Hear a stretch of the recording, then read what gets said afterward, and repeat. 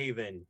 This is Game at the Black Table. We're going to be journeying to the Feyward Forest today, and we're actually the first episode where we're leaving Darkenhaven. But before we get into the episode, we've got some thank yous and some other things that we normally do here.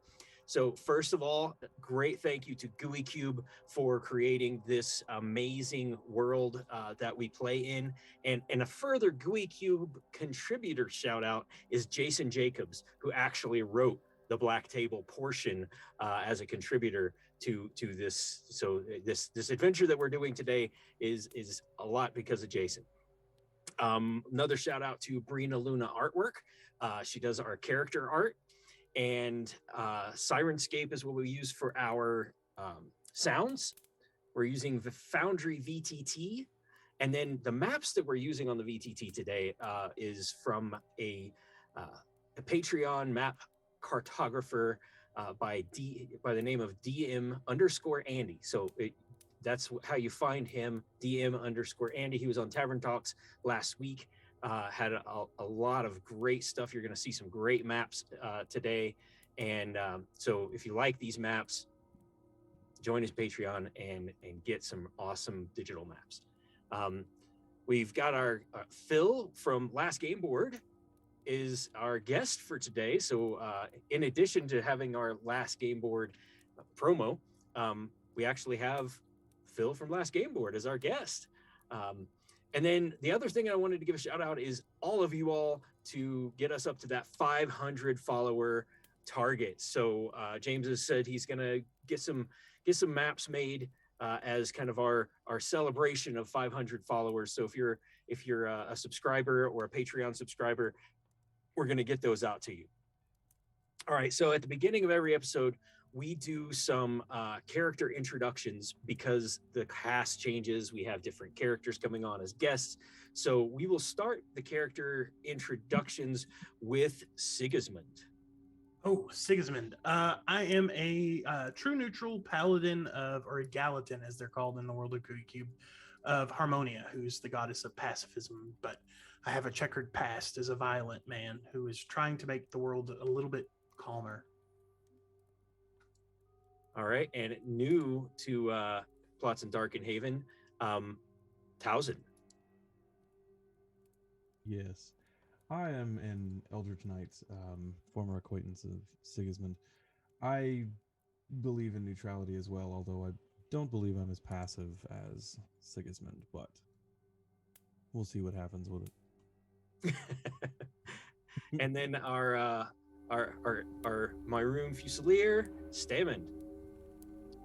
Hi there, my name is Stam, and well, I've been around the Custodians of the Condemned for a little while, and I, as you know, I don't put up a lot of nonsense if I can help it. We'll see what happens tonight. I think nonsense is the order of the day. So anyway, we'll see what I get to shoot tonight.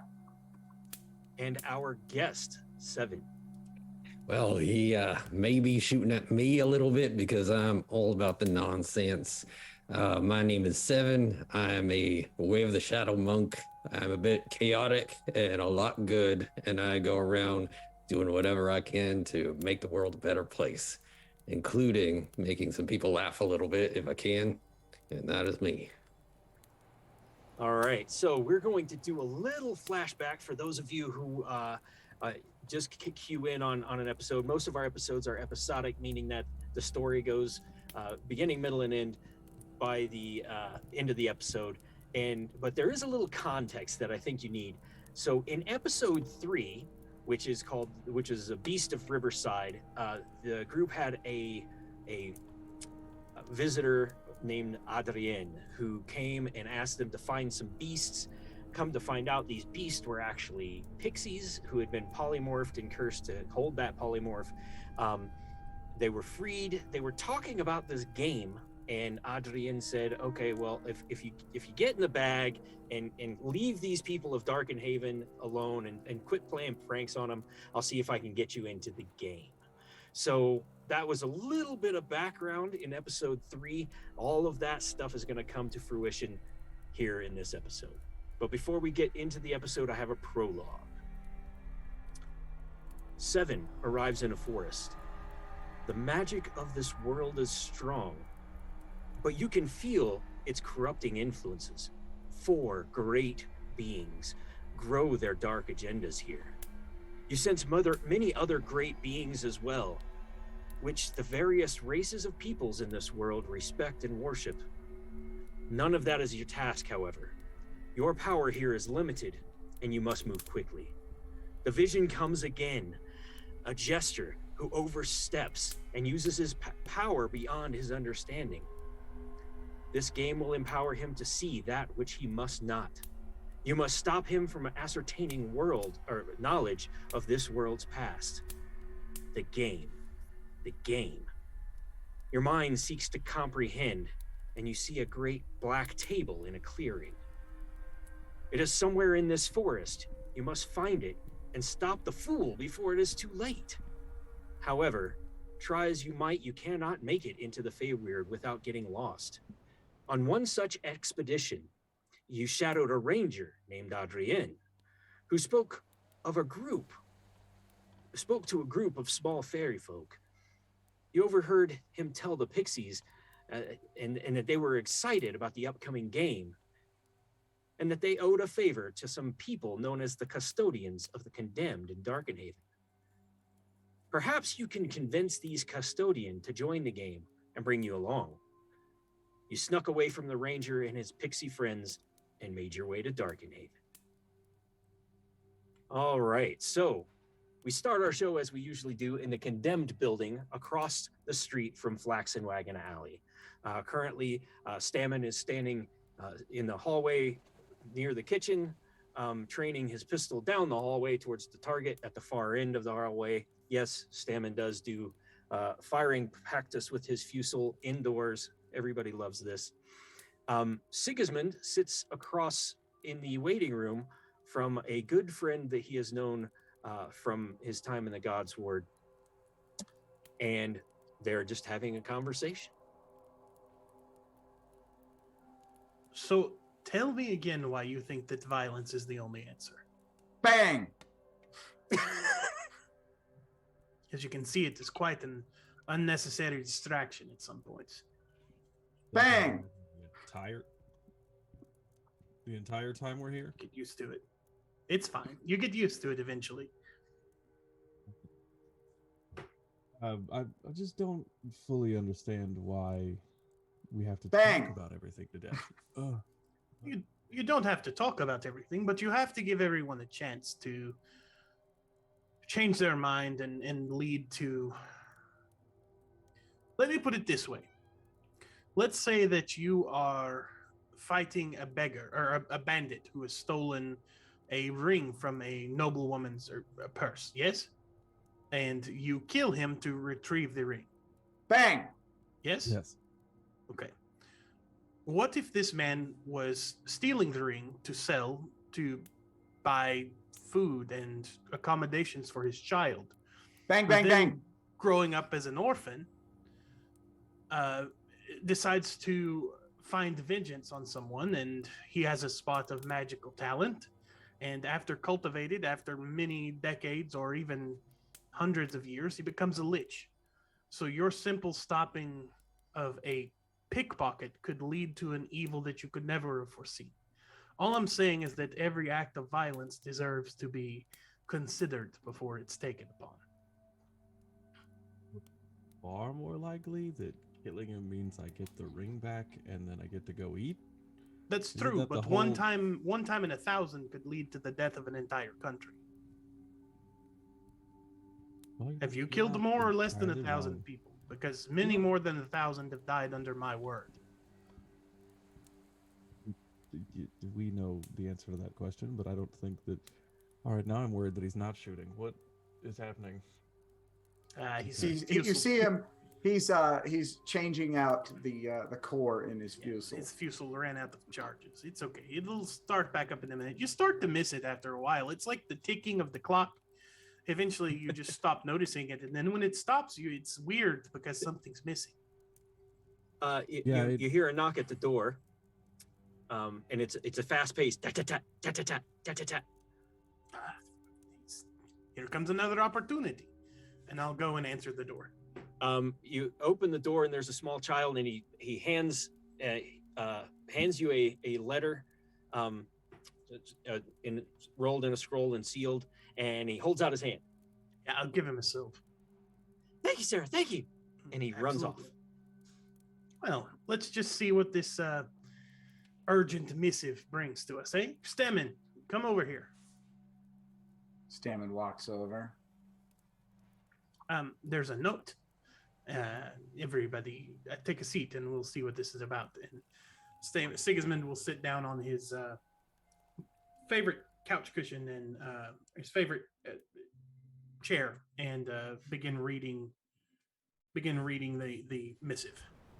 All right. So it is a missive from Adrien, and he is inviting you to see the wonders of the Feyweird Forest and actually meet some royalty of the Seelie and Unseelie courts and participate in the game at the Black Table. And you've heard that going into the Feyweird, it might not, a lot of people don't come back out to these pranksters and tricks and weirdness of the Seelie and Unseelie influences in the Feyweird Forest.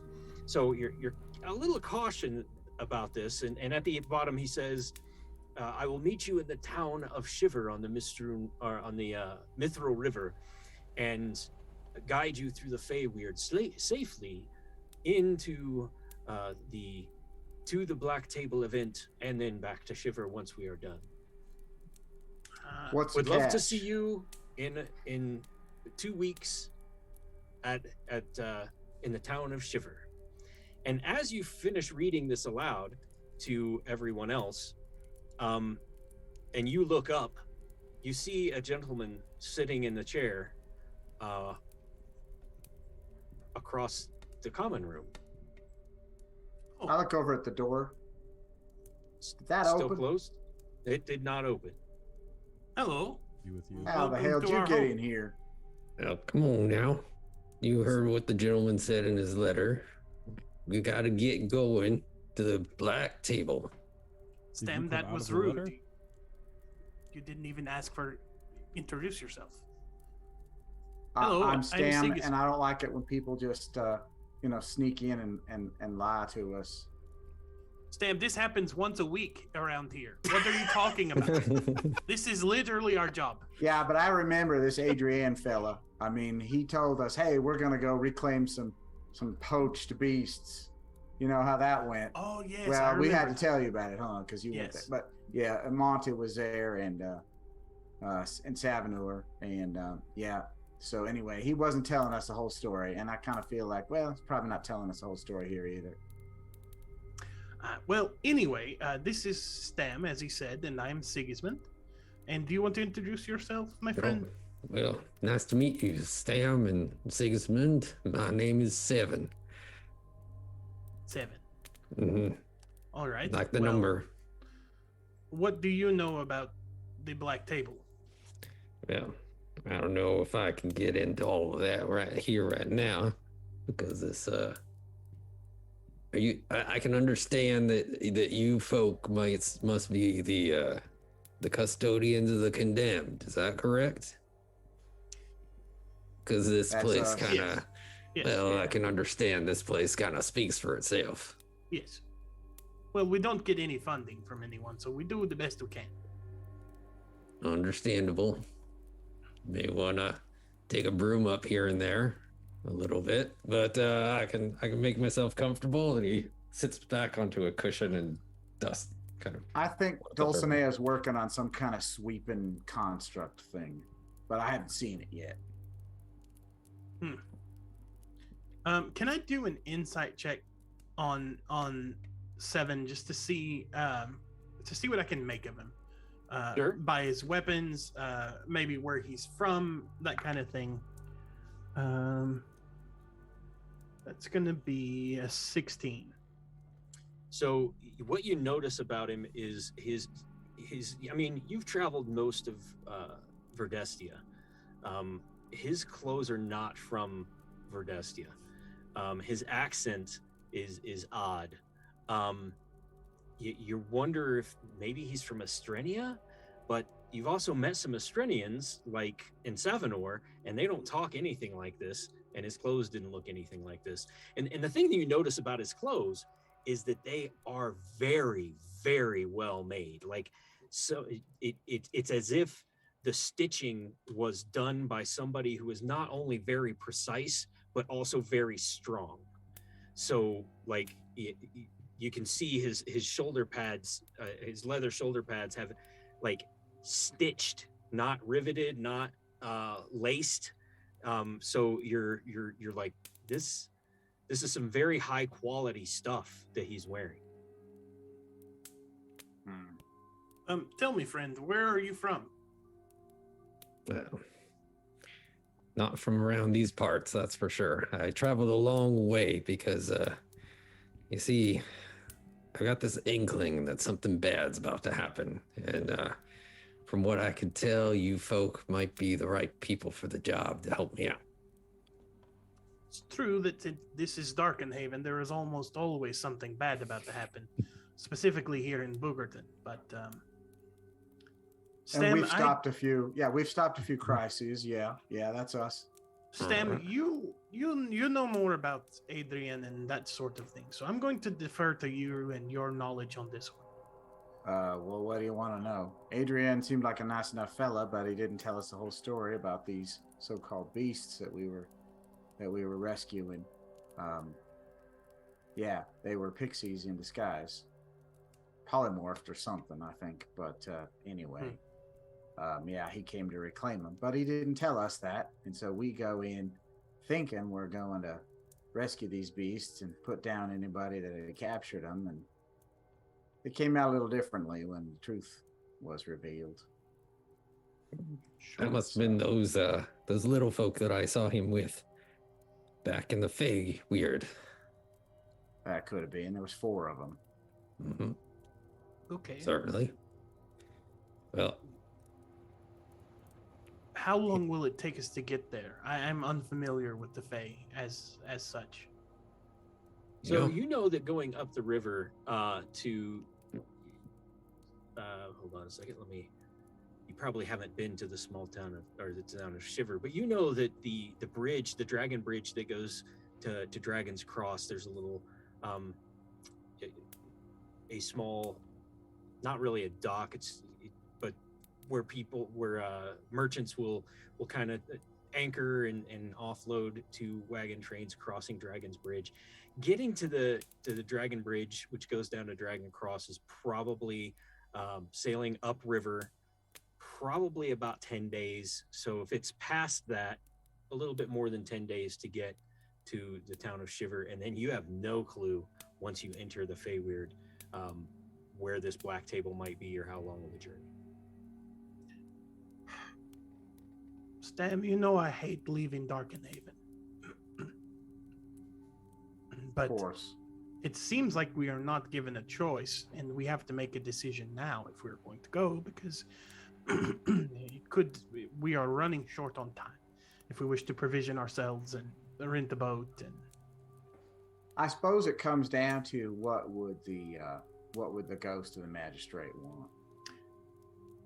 I haven't heard from him on this one yet. Was Adrian on my list of people? No. This one, and no Sevin either. Yes, I'm assuming. No Sevin either on the list of people. I mean, if he had something to say on this, I think he would have something to say. This is, he generally deals with people who have business in Darkenhaven, as that's where he was a magistrate. But certainly, if you had good experiences with this Adrian and you want to assist or be involved in these games, then we can. Well, this whole Fae thing sends a shiver down my spine. But, absolutely. Adrian, while he was not completely honest with us, he seemed a nice enough fella. I think his intentions were good, even if his methods were a little suspect. If he says that we're averting some kind of crisis, I know the magistrate would want us to take care of it. So... Okay. Hey, Tausin, give me a history check. You know, Stam, I briefly saw him as he was leaving, and he had that honest look of a beet farmer in his face, if you know what I mean. A beet farmer? I'm Beet afraid farmer. I don't. Okay. That is here are the 2, 3. That's 3. All right. So you've heard of this black table before, and apparently it is a game that happens once every 500 years, and so yeah, you're thinking that this is a very rare occurrence that is happening. For those in the audience, it happens every year, but you're thinking it happens once every 500 years that the Seelie and Unseelie courts get together and do this thing at the black table, and it's very interesting to you that you guys have an invite to this thing that happens once every 5 centuries. Came to this location where most of it's kind of falling apart. All right. Well, if you decide it's something you would like to do, I will go. I will travel with you. We will do it. And because I'm fairly certain somewhere one of us still owes someone something from prior games. So maybe some tables will even that out. All right. So I assume you guys are going to find a boat to go upriver. Yes, I think that's, if it's truly something that only happens every 500 years, it's a little close to Darkenhaven. We should probably, even 10 days for the Fae, is really close to Darkenhaven. So we should probably go and see that.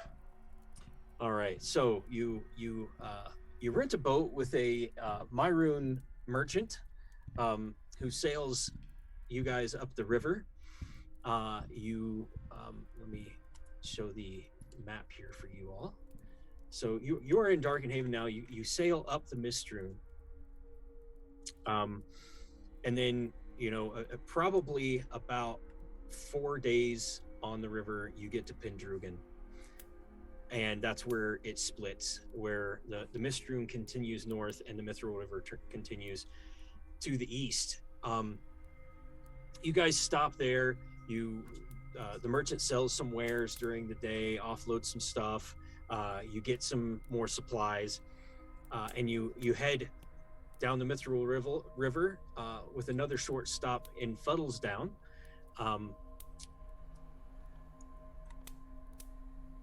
And then, and this is probably about a little over half your trip, and it's been pretty uneventful. You're meeting new people. You're seeing these towns for the first time. Some of you, definitely Sevin. And then you finish at the Dragon Bridge, just north of Dragon Cross on the Mithril River, and at this point, the merchant says, I've got no real reason to go to Shiver. Now, he said he would take you there, but how about the fact that we hired you, sir? Well, you hired on as protection, and well, this has not been very, very much need of your services. So indeed, so and it would be a shame if you needed protecting from someone right here at the end, wouldn't it? My hand is on the butt of my pistol, but not, nothing other than that. Just. Stammond, give me an intimidation check, and Sigismund, give me a persuasion check. That's a 17 on the die. 17 on the die for me too, so I think that's an 18. Yes, a deal is a deal. Yes, It'll just take us a couple more days to get to Shiver, and yes. And you could see he was just trying to offload you early and head on back, and not have to spend another 4 or 5 days on the river. I reach over to Sigismund and I just put my fist up. I fist bump him, and then just as soon as he turns around, I walk over to the guy and slip 5 gold in his hand. Say, thank you. We appreciate it. You're a big softy, see that Siggy. happen?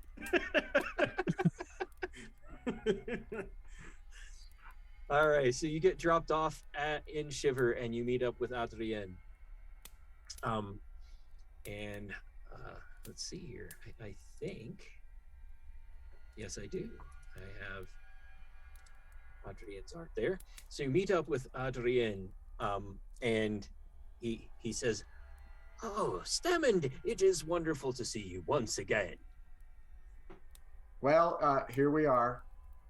Are you ready to play in the great game at the Black Table?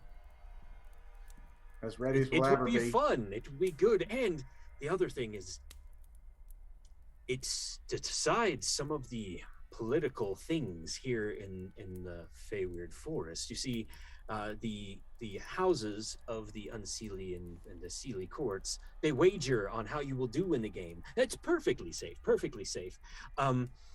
And it is often they use a non-Feyari as the folks that they bring into the game, and they make wagers on there. And so I will take you through the Feyweird Forest. It'll probably take us a good week and a half of travel, but you'll see some wondrous things on the way, I promise you.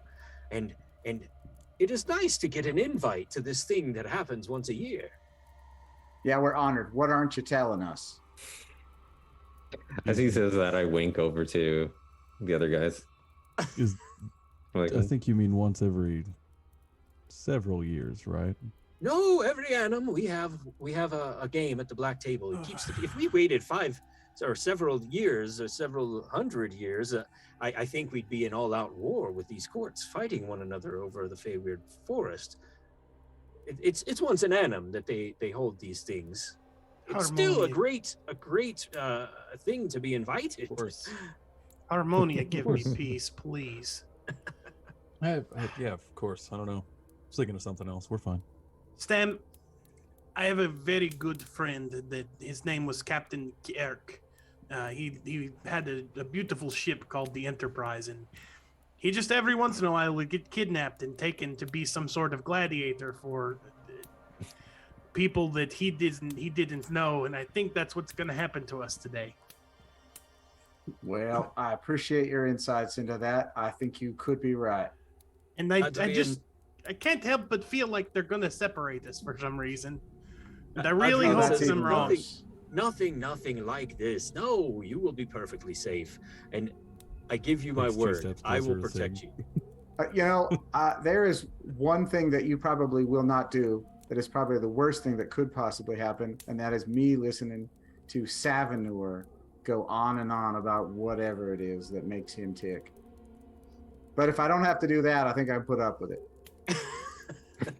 Right. I don't know why you and Savinur can't get along. Think of all the help he could give you with your fusils if you would let him look at I completely respect his work, especially in combat. He is a reliable companion.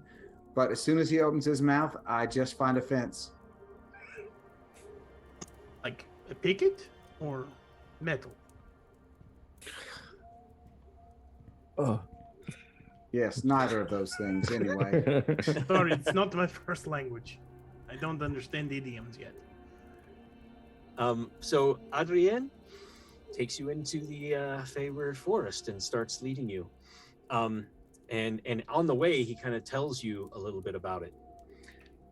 Deep within the Feyweird Forest, in nearly exact center of the Feyari territories, you see there exists a secret glade, which has been cleared of the thick undergrowth that pervades the rest of the woodland.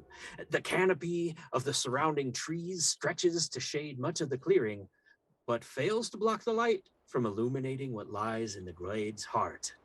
Here, the snow rises almost head-high, plateauing onto a surface as smooth as river rock, marred only by lush, verdant moss scaling its sides. Neat, even steps are worked into the side of this mound, without seam or crack to show what hand made them. At the top of those steps, a long, rectangular table sits, shaped from some dull ebony stone that draws the eye without reflecting any light back. Complete with high-backed chairs, matching stone, it looks much like a dining table, yet there are no dishes. Instead, the entire surface of the table has been carved with intricate designs, Some of these appear as they might be words, but others are all pictograms and shapes that don't really readily suggest any meaning. This is the Black Table of the Feyweird, an ancient place where the Feyari gather once per annum under a banner of truce to settle scores. Indeed, an age ago, long before the Woe of Ruin, a treaty was made, and oaths binding both Seelie and Unseelie were struck.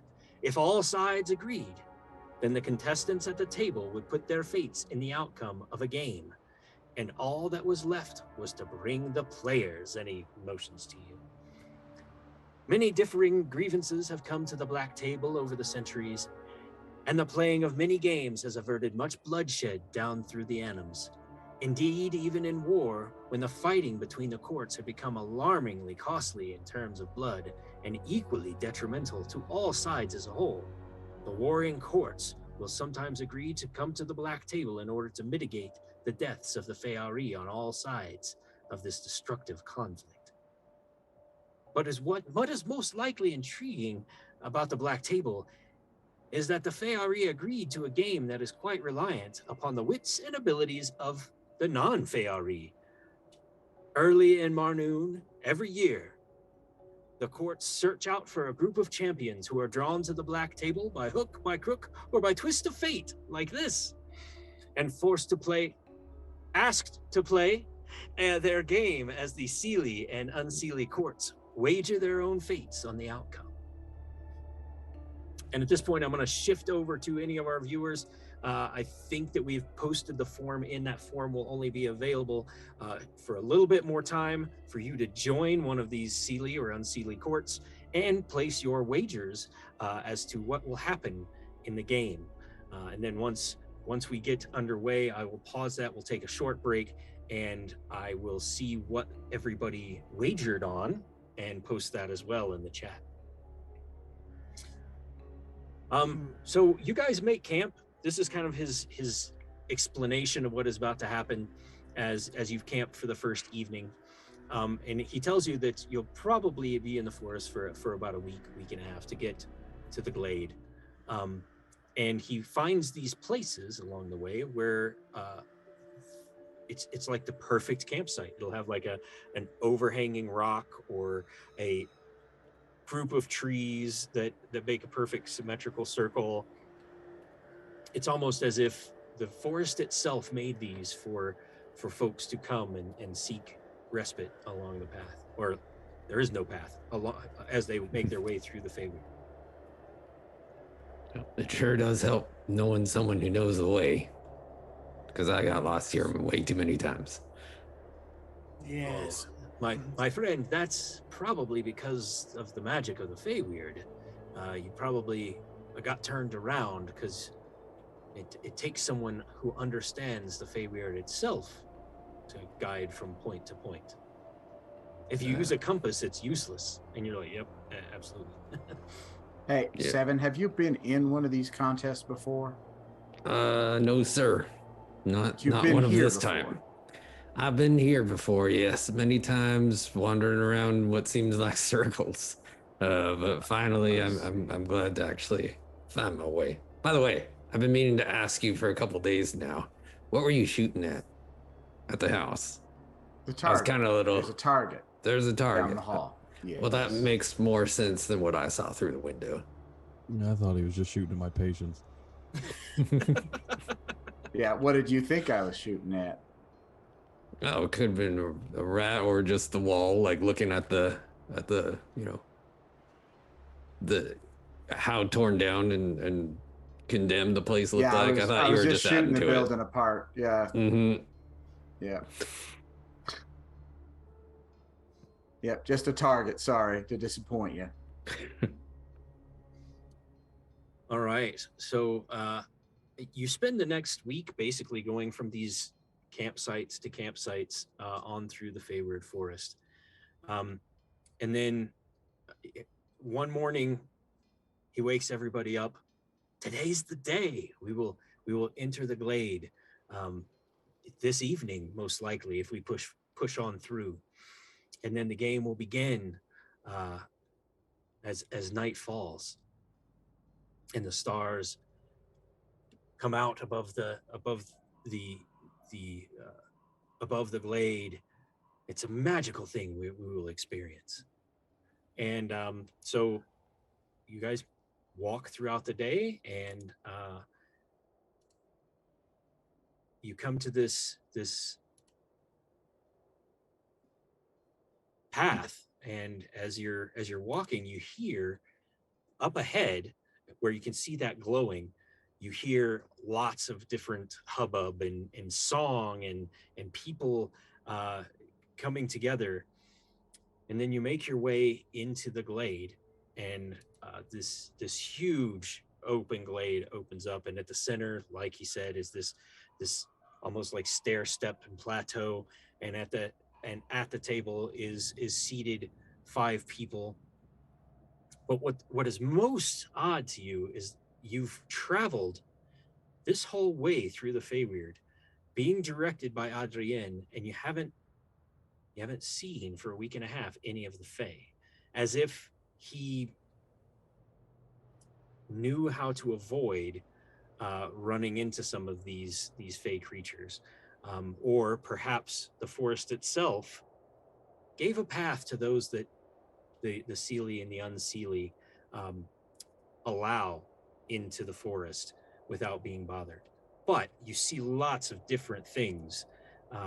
You see a odd wolf that looks like it has protuberances and odd glowing things coming up, and it's got this flame coming off its hair, this green flame. And you see like a few of those just kind of laying around and watching you as you come into the glade. You also see this odd mushroom thing, and as it kind of clobbers through the glade and across your path, Adrian says, "Oh, that is a bollybonk. You don't want to get on the wrong side of a bollybonk." And then you hear the music. I don't know what side is the wrong side. Yeah, they look kind of comical to me. It's like a winner's dance ornament. You don't want to upset one. If you can make them laugh, that's great. They might even give you a boon of some sort, but you don't want to upset one. The fungus that grows from them can be very, very bad, especially if they get angry and they start to expel spores and whatnot. That's no so good. It's like mood fungus. It could Probably what happened to them wolves. I'd say so. And then you hear the music, and there's like 3 of these things playing a pipe, playing a drum. One of them is even singing in this really high-pitched melody. And he points, the music of the Grin Singer. Oh man, I do love coming here this part of the year. It is a most wonderful thing, and you can't always trust the Unseelie, but here you see a lot of things that elsewhere you would not, like that. And he points over, and you see this very large clawed thing kind of shambling through the glade, and he goes, "A Nightwalker. You definitely don't want to see those in a place where a truce hasn't been set. They definitely don't want that. Only one I've seen is here." Are you making these words up as the way through? Because there's no way these are real words. At the same time he's saying that, my hand goes over the paladin's face like this, like just touching to make sure that he's real. I'm like, I'm not imagining this. You're real, okay? Right? Because this is just kind of freaky. Well, me? Yes, I'm real last time I checked. But please, I need a little bit of quiet for just a moment, please. And the whole time that we've been, I don't think you're gonna get it with all the music. Sigismund has been meditating a lot more, and Sigismund doesn't work out as much as he used to, because Sigismund is like, he's over 50 now, and he's like he's come to rely more on his wisdom than his physical strength. But the last few days during his meditations, he's actually started to resume some of the martial exercises that he used to do when he was in the service.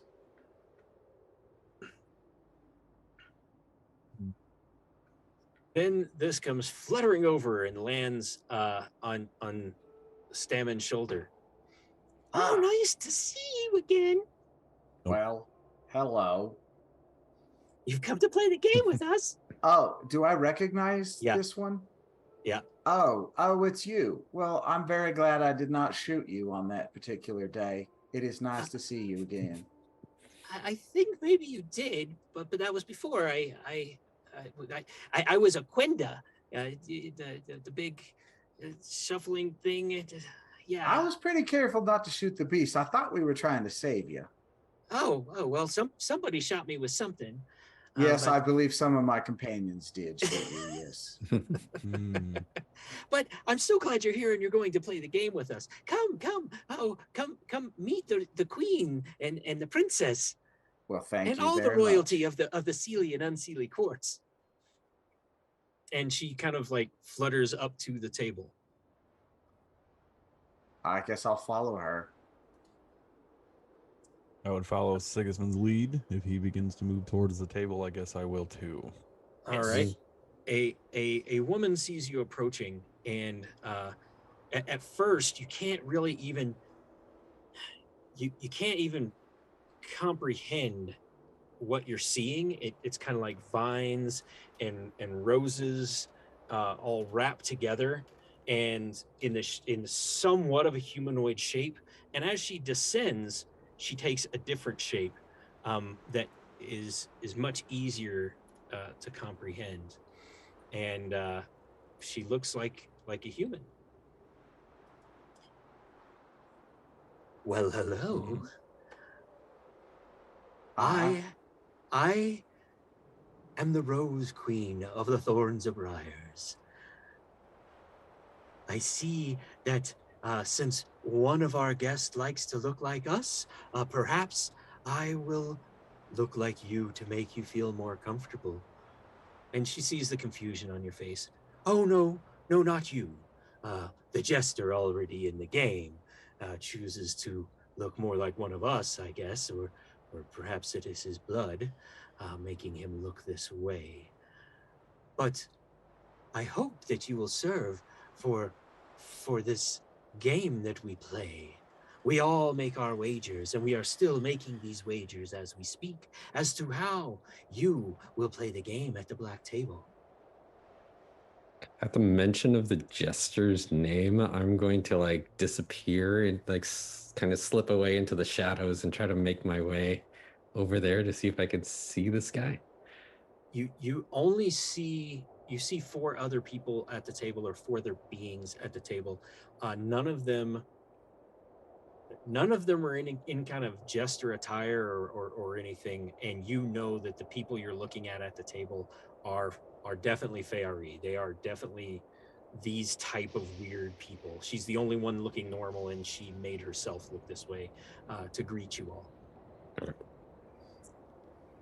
Sigismund will bow in such a way that he would find correct and prudent in front of any royalty, and he will say, "Your Highness, yes, we are here to hopefully expedite these proceedings so that peace can be restored to the Feyari." Oh, yes, thank you. That is why we use the non-Feyari in our games, because your short and meaningless lives sometimes help us to see things we normally would not in the reactions to the great game. And as you see the pixie, the pink pixie that was on your shoulder, Stammond, flies over to the table, lands on it, puts a hand on the table, and disappears. And then you see Adrien walk over to the table, bow to the people at the table, put his hand on it, and disappear. Let me, and she looks over her shoulder, give you some advice.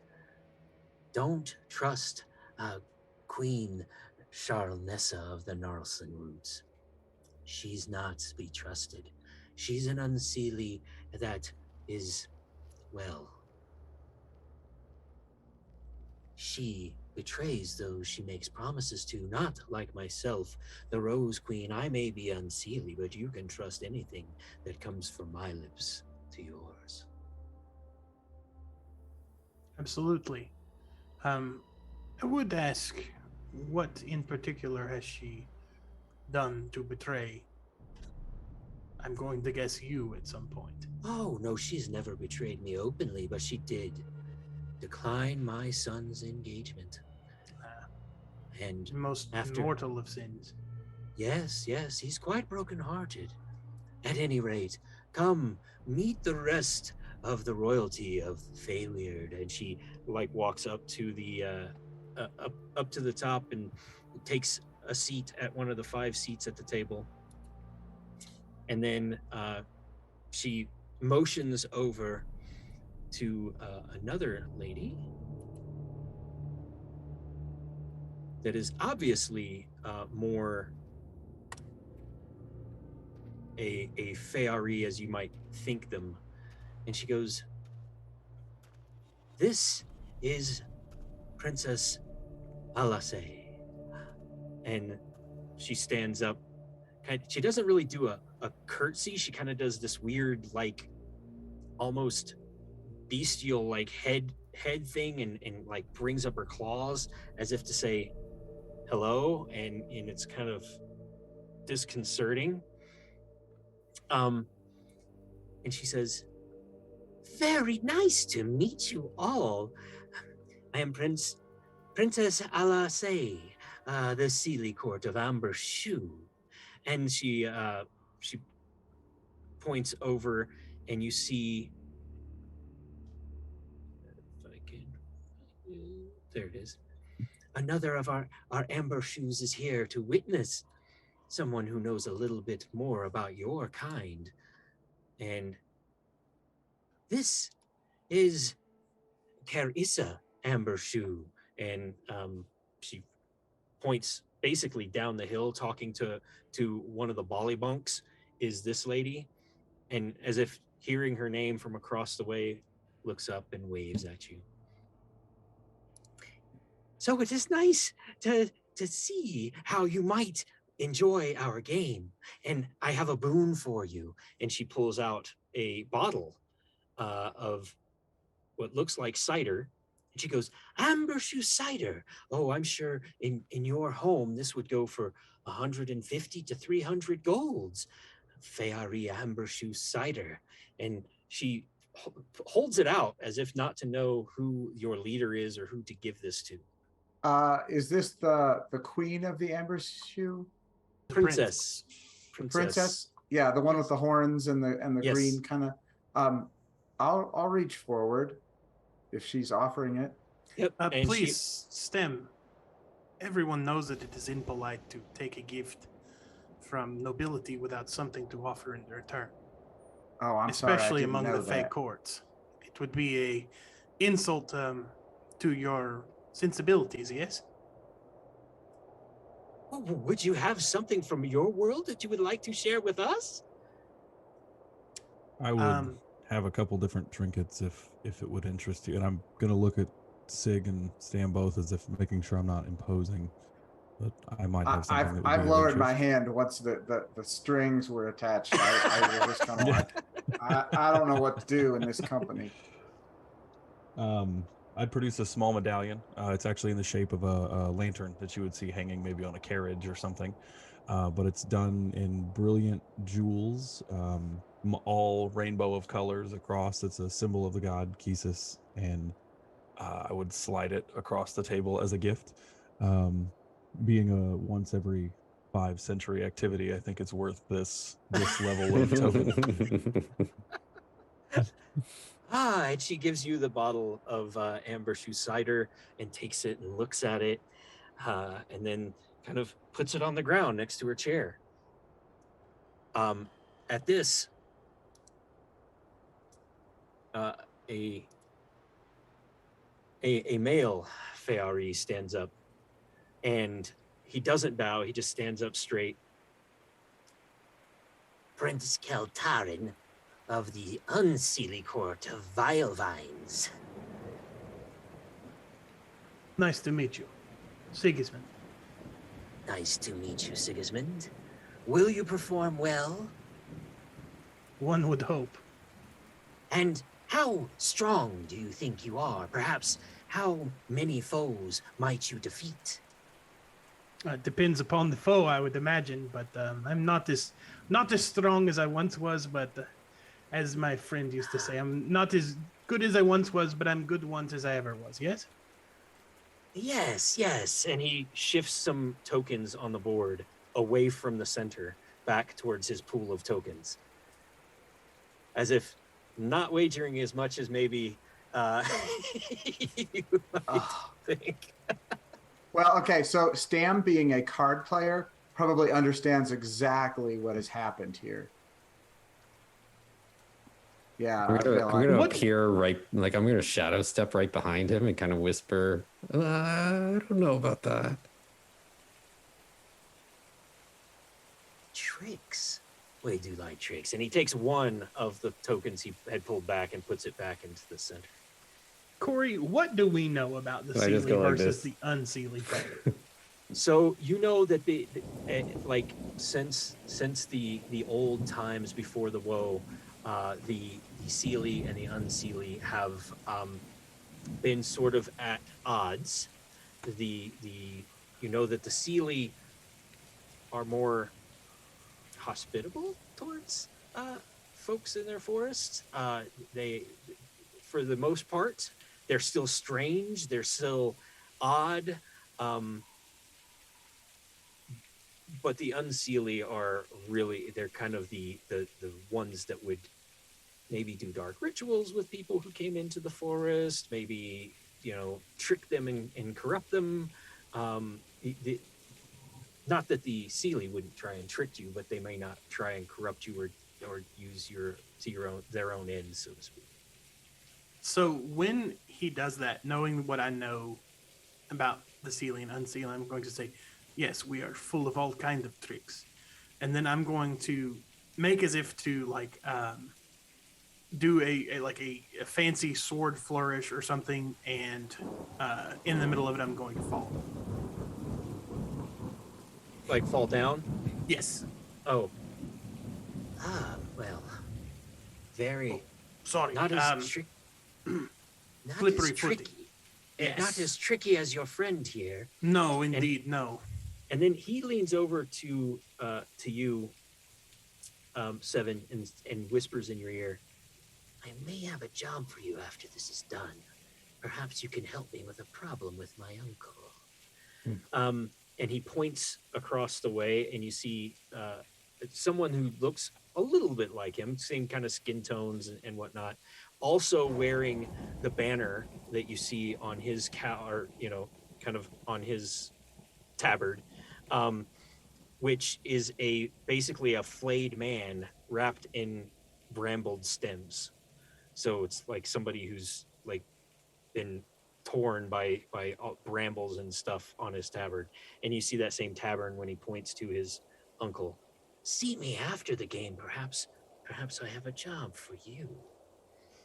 I Corey, like your as- cowl. Nobody else heard I'm just gonna reply back to him, like neither like acknowledging or denying his request. I'm just gonna say, I like your cowl. I like Corey, your cowl.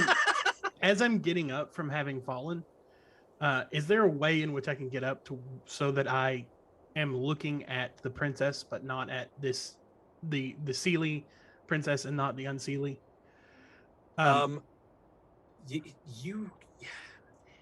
You can see the princess, but you also see another fae sitting next to her that you're not sure is Seelie or Unseelie, and I can show his picture as well. This is it, so you can see goodness. her, and this person is sitting next to her. As I'm standing up, I would like to channel divinity. I'd like to give her like my most like sly smile, as almost to try to give away what I've just done and I'd like to use Channel Divinity to cast Emissary of Peace on myself and give myself even more persuasion. All right. Okay. She. So there's like a light, like my eyes glow a little bit momentarily as I'm standing up, and it just shoot her a look. Okay. You see her. It's like as if she doesn't get what you're doing, but this person next to her nods and shoves more into the center. And as he does it, he goes, "Yes, I am glad you have come. Did you introduce yourself as Sigismund? Indeed, yes. Great warrior of Radion, I presume. I've heard of you." Oh, at one point, but now it's Harmonian. Thank you. Have a seat. And a chair appears behind you. It would be rude not to, so I'll have a seat. You fall onto the ground, and he goes, and you see that I'd this is walk just an over and help illusion him of a up. chair. I am, of course, the laughing king of the Sealy court of Feyenringrad. Yes. Nice to meet you, Sigismund the Indeed. Terrible. What a beautiful joke. I have always been a fan of those who choose a good prank every now and then. It is my pleasure to meet you. Your Highness. Yes. And Alice, he bows real deep. You should have heard. Maybe I'll tell you once they start the game, but the wagers will be done by then. This great paladin. Please don't. I would prefer that my duties today, my deeds today, represent myself and not the things that I've done in the past. Oh, well, but it is such a great story. Indeed. Perhaps for another day then. Perhaps. And he sits back down. And then lastly, this very stoic looking person stands up. King Drakwith, the unseelie court of Gnarlson Roots. Perhaps you have heard of my sister and I, Queen Shalnessa. We rule together, and it is my turn to sit at the black table. And then he leans as he sees the Laughing King kind of, getting real close to Princess Alice. You see him darken, his vision gets dark. Well, let us begin with this game. Indeed. Let me just check on something very quickly. Yeah, so... Sorry, are you doing something? No, I'm just checking to see if those pesky advertisement flies are still in the area. Oh, if we should clear those or not. Well, it's actually a good time for me to shut down the form and tally some numbers to see what the wagers are. And then I will post that so that James can put that in the chat. So let's take a 5-minute break here anyway, so that I can shut down the form, see what the wagers of our guests and all the people in the den and all the people watching have voted on as far as what the Sealy and Unsealy lords and ladies have wagered on your behalf.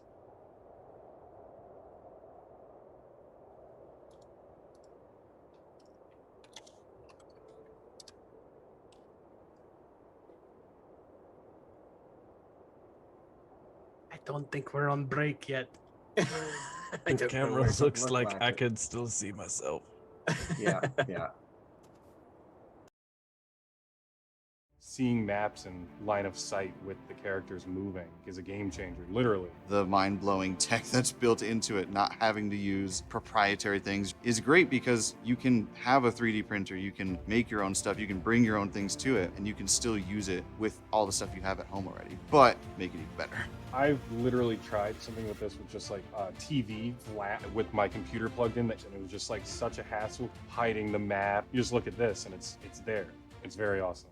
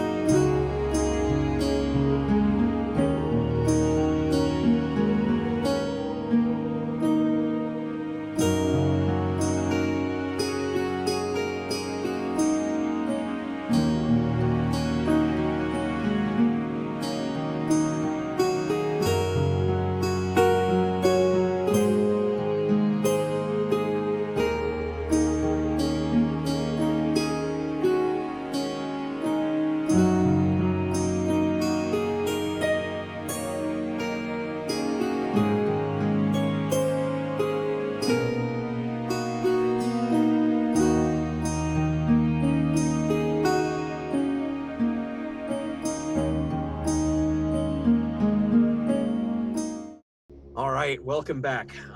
By the way, those pesky advertisement flies, if you don't want them, you can just subscribe to the channel and you will not have to see the advertisement flies. But we did have to take our own break so that we could see what everybody who was participating in the giveaway that filled out the form, what their wagers were. So we should be linking into the chat a wagers document. It's basically just a Google Doc shared with everybody showing what the most common answers were from each of the houses that you all, the viewers, are playing. So the wagers have been placed. It is time to enter the black table. And King Drackwith looks to the black table and says, "You already have one group of champions playing the game. The second group," and he points to the four of you, "please join the game." And he basically shows you, take your hand and put it over the table, and there are some places where you see basically a handprint with runes and whatnot and squiggly lines all around it. Yeah, I'll walk up and touch one of them. Yep. All right. I will march up We're as here, I well. It's suppose. time to get this done. I'll do the same. All right. You feel this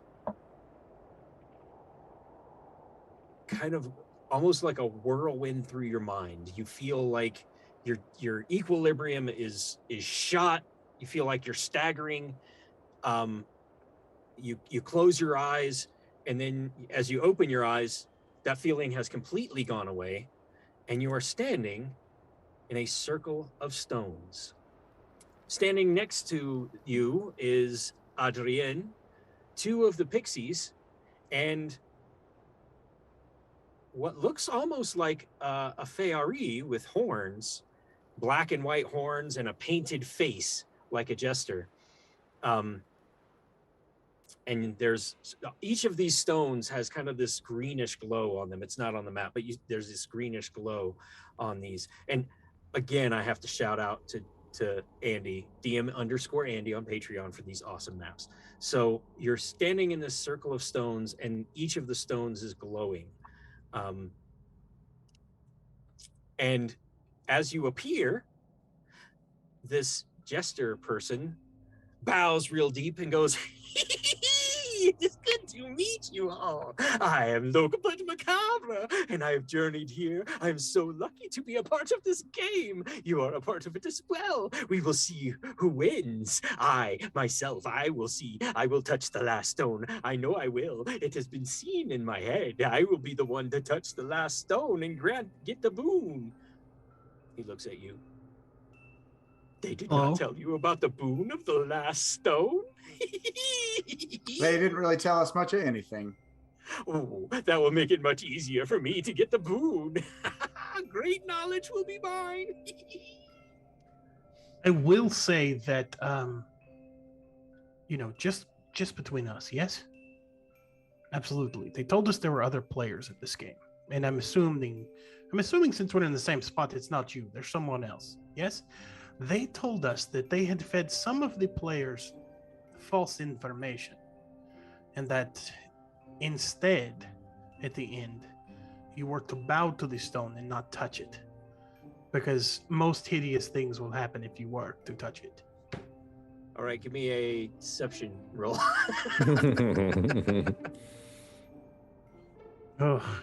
I'm not great at deception, but it's a middling dice roll. Let's see. Deception, I actually have a +2, so 14.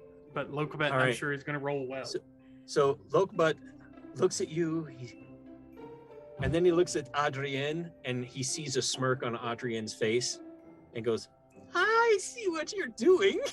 You are trying to set us astray. Well, we will be getting on with the game then. See you soon, toodaloo." And he runs over to this stone and touches it and disappears.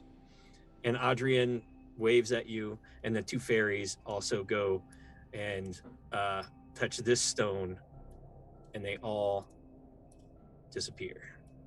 Is that the jester that I saw in my dreams? It is. And then as they touch the stone and go into it, that green glow dissipates from it. Right. Well, now I'm running fast at the stone, even though it's probably not going to be able to. You run at the stone that they went into. Yeah. And you go to touch it, and nothing happens when you touch it. So all the other stones are glowing? Yes. Do we want to? And apparently they have claimed like whatever is in that one, and are doing whatever is the game. Hang on a moment. We don't know how long they were there, and this is some fairy bullshit. So maybe we take a minute and look at the markings on the stones, see if there's anything different, because everything is a trick. Yeah. And what if the four of us could each touch one of those stones and take all four of them away? Well, it appears to have teleported them somewhere, would be my guess. So yeah, maybe teleporting 4 random directions with no backup or assistance might not be. Yeah, I great hate that idea too. As soon as I appreciate said the it, I hated it. enthusiasm. Yes, yeah, absolutely. All right, let's go. Let's go somewhere else. Look, it was creative, lateral thinking, and no idea is a bad idea. Well, we talked it out. All right, let's pick another stone. We did. All right, What do they- thank you for what- that, because then I would be managing 4 maps simultaneously. Thank you. All right, let's pick one of these other stones. In the meantime, On the while they were opposite having this one? conversation, I had already run over and touched the next stone. Like, he's Which getting one? away. The one to the left or the one Yep. to the right? The one to the right. That one there? All right. Well, he's already made a choice. All right. Damn it. Well, hang on, because he may just disappear, and there may not be. The magic may go away. All right, so that means we shoot. You yeah, all take I'm right behind him. this. All right, so that one is off the table. You all run. You touch it. Oh yes, okay. There we go. You find yourself on a trail in this misty wood with high cliffs along, to the south, to the west, to the north, and then you see. Oh, there we go. You see, high atop a cliff to the northwest. You see Joss. Joss is standing there, the carpenter from Flaxen Wagon Alley, and he's like, I have no reasons. I cannot help it. I have no reasons. Nobody wants to buy my signs, and he's just getting ready to jump. Further, you see the Valenry from he's a Skundruz who has found some dark things in his past, and he as well is standing up atop the cliff, and he says, "Oh, it is not. I have learned things I should never have learned. I have lived things I should never have lived. It is time for me. I shall perish here and now." And he gets ready to jump. Then you see atop another cliff to the north is Savinor, and in Savinor is it says, these arcane things don't. I can't do in Savinor's accent. Sorry, Alan, if you're watching. These arcane things, they boggle my mind. I cannot grasp these things anymore like I once did. It is time for my life to end. And he gets ready to jump. And to the southeast, you see Dulcinea. And Dulcinea looks down. Hi, Siggy. I can't build anymore. I've broken my tools. It's nothing. There is no life for me without my tools. I cannot build. I cannot make. It's time for me to go. Goodbye, Siggy. And then over. She didn't even talk to me. What? And then to the southwest, up on a cliff, you see Godfrey, and Godfrey says, "I have lost my faith. I cannot go on without it. The divine is no longer within my powers, is no longer within my touch. It is time for my life to end." And you realize that all 5 of these individuals are about to jump to their demise. You know that you cannot save them all. You know that perhaps, maybe, if 2 of you could get to one of them and try and catch them, you might be able to save 2 of them. If you all 4 split up, there's a good chance that each of you wouldn't be able to save them. What do you do? Well, the little ones will be easier to catch. I'll tell you that right off the bat. That's Dulcinea and Joss. So, I I'm gonna smell look- fairy bullshit. well, yeah. Sigus, which one of these individuals do you think needs? I don't know any of these individuals. Do we not like anyone in particular? Is there one we can pretend isn't here? They're all friends of ours. Okay, all right. How far Well, away which is one's the Joss? biggest? That the biggest would probably be either in Sevin or Valinry. Tausin is a very large mountainous man. He's actually half ogre, so he's nearing 7 feet tall and he's gigantic. So whichever one is the largest, and they tell me, I will go help that individual. All right, to keep this moving, because they are getting ready to jump, let's go on in it. There's no combat, but we're going to go on in it at any rate. All right. 15. Oh, you're not rolling for us? No. Oh yeah, no, you do roll for us on this, don't you? I couldn't. Yeah, I guess I can do that. Hold on. I just got a dirty 20. No, go ahead and roll for yourselves. We'll let Sevin make the first choice. Yes. All right, 20 or better. That would be 7, I presume. Mm-hmm. All right, I see the closest person to me that I could handle because I'm not super strong. I run in that direction, and then I start parkouring my way and shadow stepping up the cliff to like grab onto the back of their coat or something, if I could get up there. All right, so you're gonna try and make it up to here? Yes. All right, so you're gonna try and make it up to there. We're gonna say you're about here at the end of the round. That was 20 or better, 19, 18, 17, 16, 15, 15. 15. 15. All right, we will start with Stammond. Go ahead. So I'm a little bit slower of stride, so I think I'm gonna head over to Savinor and head up towards him. All right, so you get to here. You're standing directly under Savinor. Sigismund. How tall are the cliffs?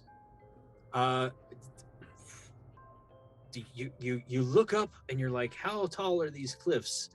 And you're trying to logically suss it out, and you think they're maybe 100 feet, but then as you look up, they seem to stretch farther away from you. Right. As if the more you focus on it, the higher they look. But yet their voices carried as if they were right next to you. It's very odd, very odd. So I want to move here, and as no one else has taken an action on their turn, can I also take an action besides move? Yes, you may take an action. Where is Josh located? Josh is way over there, huh? Josh is way over there on an edge of a cliff. Then on this one, that's the closest in front of me, who I have not met. I don't think I know who this Valinri, is. yes. I will cast sleep and see All what right. happens. Okay, and last but not least, Tausin, what do you do? Seeing as everybody darted the opposite direction, I'm gonna go ahead and head behind me over here in front of Godfrey, I believe it was. And Okay, all right. So we're trying to save 4 people, it seems. Man. All right, so we're gonna start with Sevin. As you shadow step up, give me an acrobatics check. Okay. As you shadow step to the very top of the cliff, Dulcinea jumps as you appear right next to her. What was your acrobatics? That was a nat 20. Nat 20. All right. So you grab her leather apron, and as you grab her leather apron, she jumps off the cliff. It wraps backwards, and now she's not fallen to her death, but she is currently strangling by the apron string of her own apron. We'll go through all the descriptions first, and then we will go back to see what people do. I'm just gonna go, oh, come on. And Savinor jumps. What do you do? Oh, I guess I'm gonna try and catch him. All right, give me an athletics check.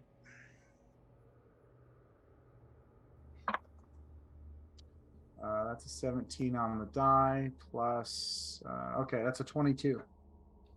All right. It's pretty good. Pretty good.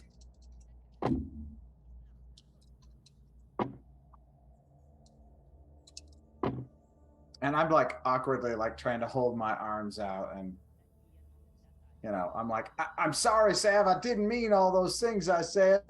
And you said it was a 22? 22. All right. So I will give you a choice. Do you want to take most of the damage, or do you want Insavinor to take most of the damage? Well, he's the one making the dumb decision. He can take most of it. All right. All right, you take 13 points of bludgeoning damage from Insavinor's falling body. Holy crap. Which was reduced by your high roll, which is good. Good. And he takes more than that and is unconscious at your feet. All right, Valenry. Roll your sleep damage, please. I did. It's 21. And All before right. you give me a description, if she doesn't go down or anything seems odd, I am not going to try and catch her. It's a him, but yes. Him, Valenry, yes. Valenry does fall asleep, falls off the cliff, and meets his end at your feet. Yep. Joss jumps off the cliff and meets his end over here. And lastly, Tausin, athletics. Are you trying to catch Godfrey as Godfrey jumps? Yes. All right, give me athletics. All right. Okay, so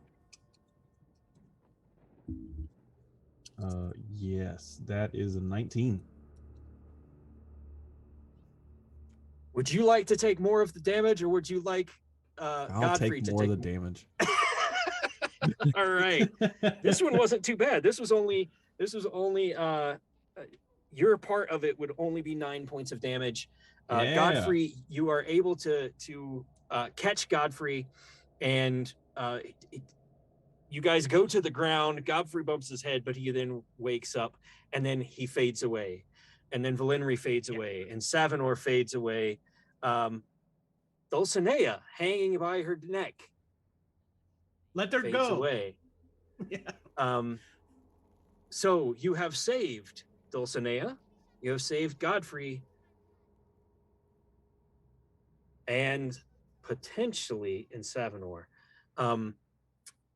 We will give me a medicine check, Jens, as you see Insavinor bleeding and perhaps fading away. Well, I don't think it's going to work out. I got a nat 1. Okay, so you've killed yeah. Insavinor. So you've saved yeah. Valenry and Godfrey. All right. Is he still like bleeding out over there? Yeah, no, he's basically, you each had a chance to try and save them, and now they've faded away. They're no longer there. And then you hear in the Rose Queen's voice, well, it looks as if the test of knowledge has been completed.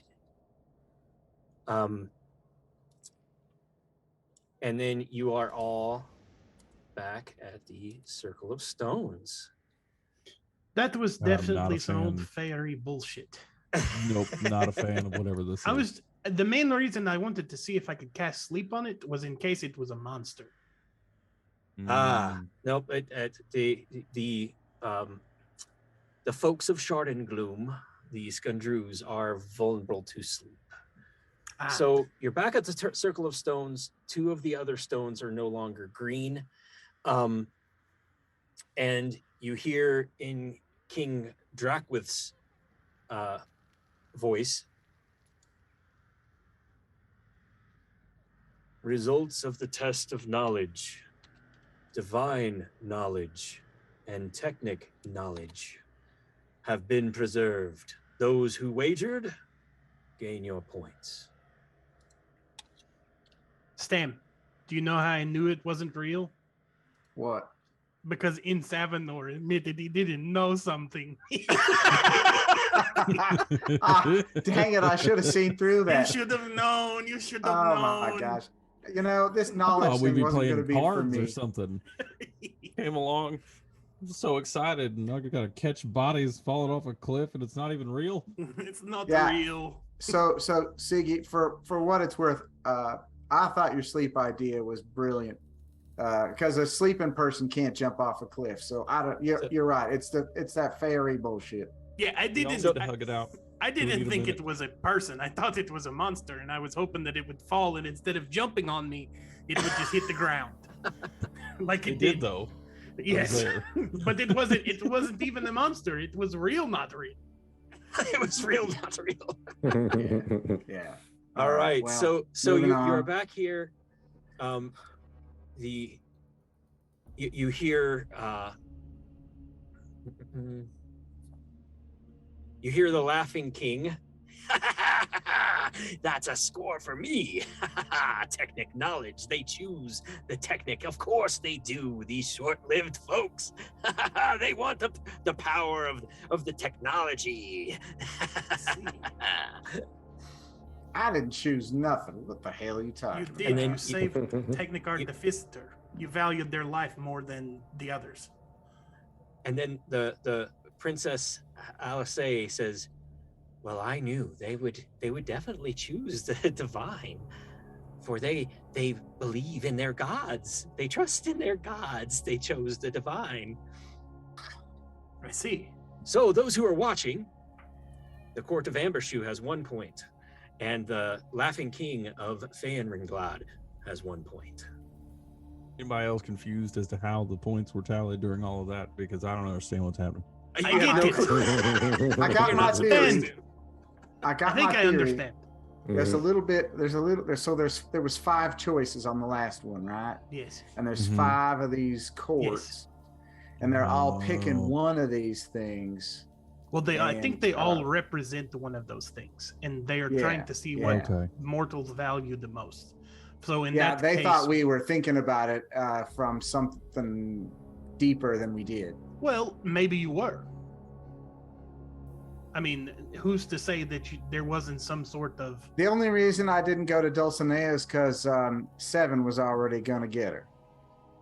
I didn't think I could get all the way to the little fella up there. Subliminal things happen, is all I'm saying, and they've been doing this once every 500 years for a long time now, right, Allison? That's correct. That's Things correct. must work for a reason. Are we I don't just know what supposed to poke another subliminal rock things and are hope for the happening. best? All right. Now there's a bunch more that look like the light Yep. went out. Right, it was a green light and the glow is gone. Yeah, The I'm glow is sure gone them on fellas these is, two down here.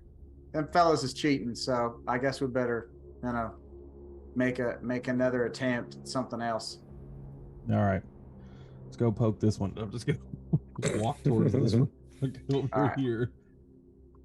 I would suggest something before we continue to just rush headlong blindly. It seems that there is not necessarily you get the boon at the end, but it is better that we make decisions rationally and that makes sense rather than try to win the prize at the end. Yes? So which rock should I touch rationally? I don't think it matters. I'm talking about when we are in the games. When we're in the games, don't worry about winning the game. Worry about doing what you think is right. Yeah. Well, and then there's like overthinking and underthinking, and I maybe we should just do what seems. We're just natural. gonna be ourselves. If you don't shoot something in the first 5 seconds, Stam, Yeah. we lose. It's one of those things where when you start thinking too much, all you can think of is the word think, and then it's in different colors, and then the little guy comes and pumps it up, and then it explodes into a bunch of little things. So poke the on the rock. next one, if I see a bunch of our friends on the cliff, I should just shoot the one that I think I should shoot. Yes. Absolutely, move. It's worth I'm a gonna shot. poke this rock right here in front of me. Then None of it is All right. real, so do whatever you would prefer. All right, I'll follow. All right, you guys poke that rock, and you find yourselves outside of a hut. I want to poke a different one. Don't like this. Rock B, Yeah, please. undo. What do you do? There's a glow, and there's some people talking inside. Suppose I should And probably take the lead on this. over the door is like a hide curtain, and you see like a firelight glow coming out from underneath the hide curtain. Can I use like to take the halberd out and use the handle and just kind of like half an inch move the curtain and kind of look at Sevin and gesture like Yeah. And I just like disappear behind Stam's shadow. and appear in a shadowy place I could see inside there. Like, you Why are look we over. Yes. All right. Way And- more And aggressive than does I'm me. gonna sneak up to the doorway. all right. You want You to look see. through this opening I've created? Because apparently he just left. I was gonna say, look in and see what's there. Yeah. If nobody else does, I will. So I don't Stammond- understand why we're getting ready to ambush these people. We don't know what they're here for. Stammond, you see Ramblin' Bob, Random Bob. Ramblin' Bob is he's a musician who plays in the Gloomport, but he always has no money, and he's always hungry, and he's trying to play to make his ends meet. And he's kind of sitting, holding his stomach. And you also, I guess, from there you can also see Dreskel from Donvan, who is across from the fire. And Dreskel is a pastry maker in Flaxen Wagon Alley. And I'll stop there. That's all you can see. Now, Sevin, you also see a third man in there who looks kind of like the token, but you've never met him before. Are we done being sneaky now? And then as just after he says that, I'm going to appear right back from their shadows. They're like, okay, so I see 3 weird guys. 1 weird guy with a playing instrument, and then 2 other weird guys. All right, are we just gonna? Are they doing anything suspicious? I will Or walk like- in. They're sitting by a fire. Sigismund walks in. So as No, Sigismund walks up, I'm bro, just gonna hold the Jenkins. curtain. I see him coming, and I'm like, all right, then just move the curtain. And This let is him go, happening. You and I'll guys can follow him wait in. out here if you want to while I No, I'm scoop it going out. in. As soon as you go in, I'm like, well, I guess we're doing this a different way. All right. Jigs up, I'll Numpties. gesture What's for Sevin. going on? These I are got our my friends, gun I out would and my remind cutlass you. in my hand. There it is. As they walk in, I disappear behind their shadows and reappear back where I was before. All right. Stay out of Oh my sight. gosh. Held the curtain All right, open. so I forgot. everybody You don't goes- really walk, do you? You don't. I don't Everybody walk. goes back. I in. forgot to mention that when we were walking through Darkenhaven, I didn't really walk. I just like teleported from shadow to shadow because I'm a little Okay. lazy. All right, so those of you who, basically Sigismund and Stammond, you recognize all 3 of these gentlemen. Ramblin' Bob, he's holding his stomach. Dreskel, the pastry maker from Donvan, and Vren, the baker from Venzentia, who both have different bakeries in Oh, Boogerton. them guys that was arguing. I remember them. And Bob says, thank you for coming. I'm trying to explain to these gentlemen they are both bakers, and yet I am so hungry, and all they want to give me is pastries. And Dreskel says, yes, Essenver declare come from Donvan, and it is good for you.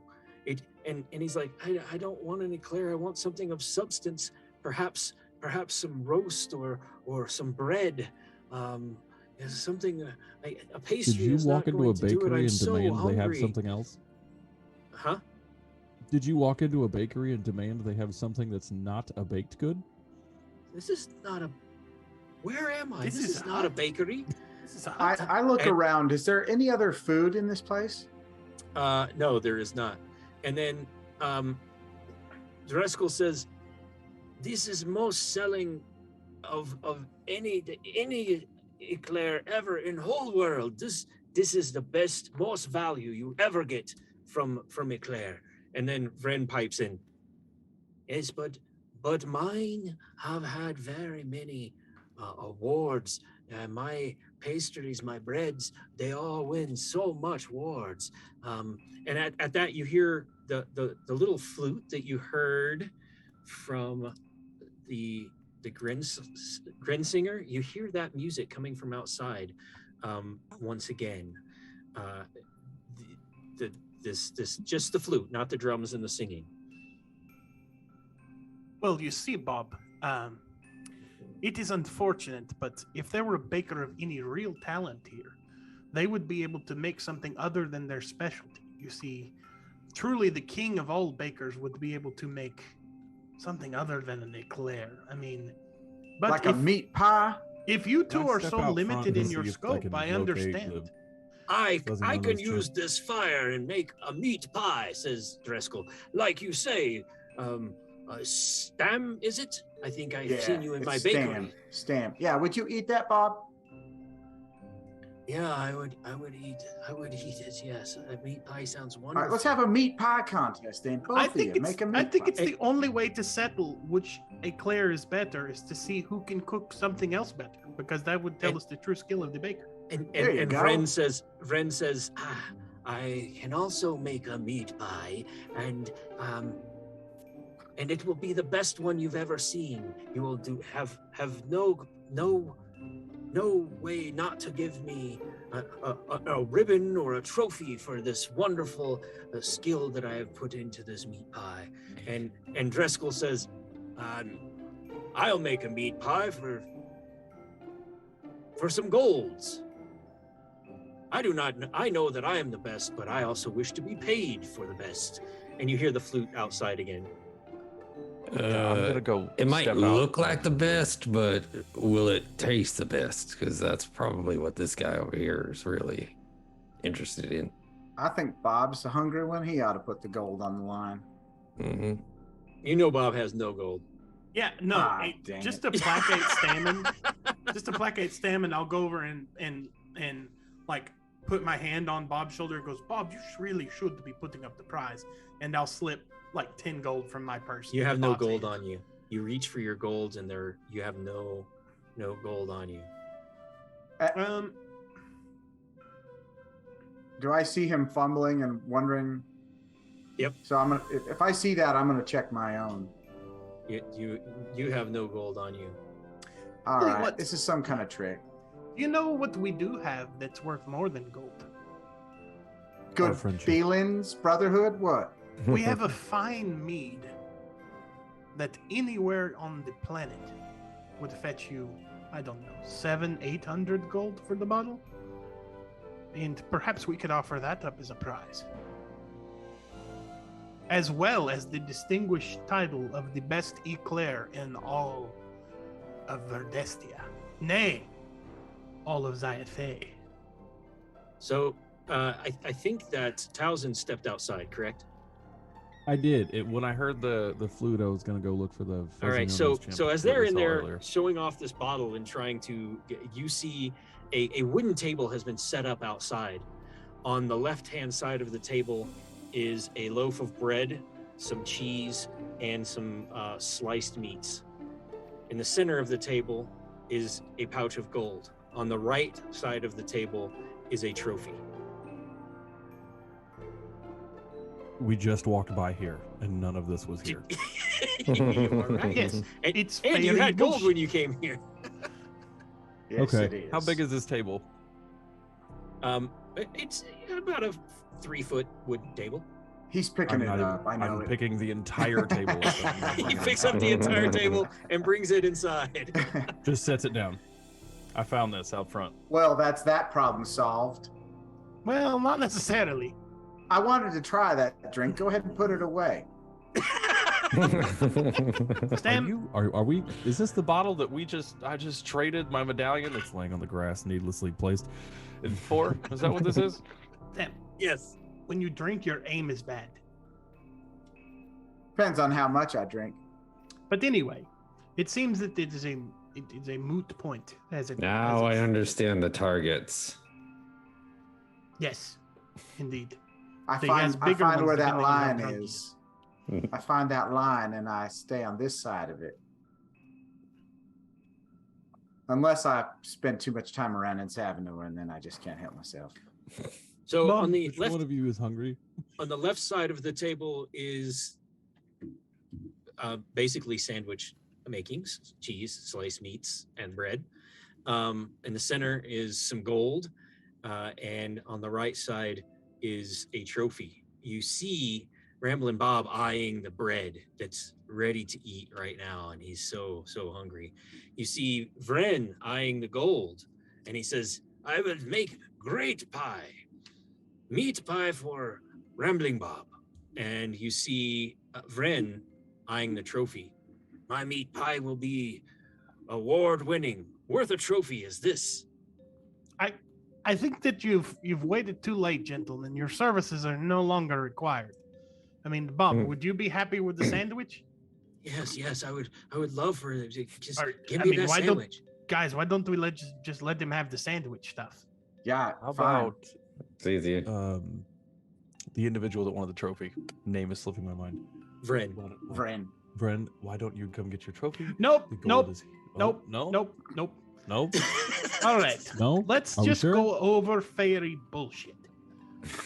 Every Let's just time save time and call it FBS from now on. we're going to FBS. have to make a decision, I'm assuming, to make one of these people happy. I don't care about the ego of the other two, but No, I sandwich- sure would like sandwich should Bob win. to have his needs met. So if we can only, maybe we can satisfy doing more than phrasing. one of them, but I suggest that we start with satisfying the needs of a hungry man before the others. Agreed. Fine by me.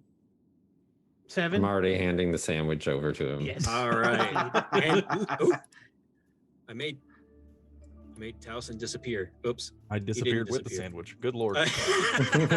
So as you hand the sandwich, as you touch the sandwich, the bag of gold and the trophy go away, and then the people, the sandwiches, all of this fades away, and you are back in the circle of stones, and you hear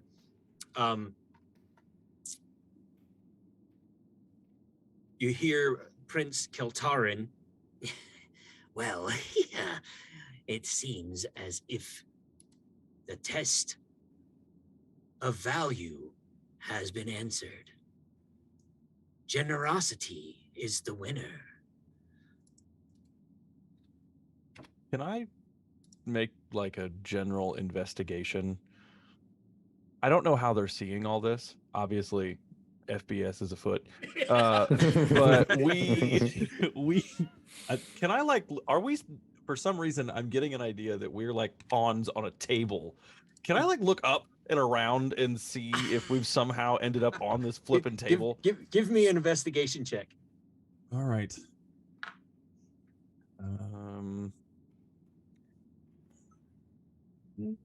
Pretty sure that's not my strong suit. Oh, never mind. 15? That's good enough. You look up, you're like, you see stars, you see the tops of trees. Give me a wisdom save. Oh Lord. You looked into You've the just void. tried to gaze Right. into the universe. Right. He's it just gazed looked into back. the I'm not abyss happy. and found Oh, that hey, it that's gazed a back. 19 on the die. Usually in Call of Cthulhu, you want to fail those saves. 19 on the You die. don't so- know what's happening. Yeah. Rolled a 19, but it's an 18. Okay, you actually make your wisdom save, and it doesn't affect your mind in some super negative ways. It just boggles your mind, because then you start to see basically those people you met, those 5 people. You see their looming faces in the stars looking down at you, and then they fade away, and you're able to block it out, because you know if you look for those faces anymore and you comprehend a part of what's going on, madness shall enter your mind. So you're able to, but your assumption is correct. You're like, yes, we are on the table. We are in the game. We are the game. So as those faces fade out and I see all of that, I'm going to look. Did any of my companions have any recognition of that? No. Don't care. Out loud. I'm going to walk over and touch the next rock. Like this. Well, hold on. I get an action because you were staring up at the sky. Yes, I was. I'm going to the 11 o'clock stone. That is the next one. Oh, that one's been unlit? Yeah. Okay, then I'm going to the next available one. I guess that's 12 o'clock. I just want to look at it and see if there are any markings on it. Yes, on this stone, you see On this zone, you see a what might be a bridge. A bridge. Yeah, it looks All kind of right.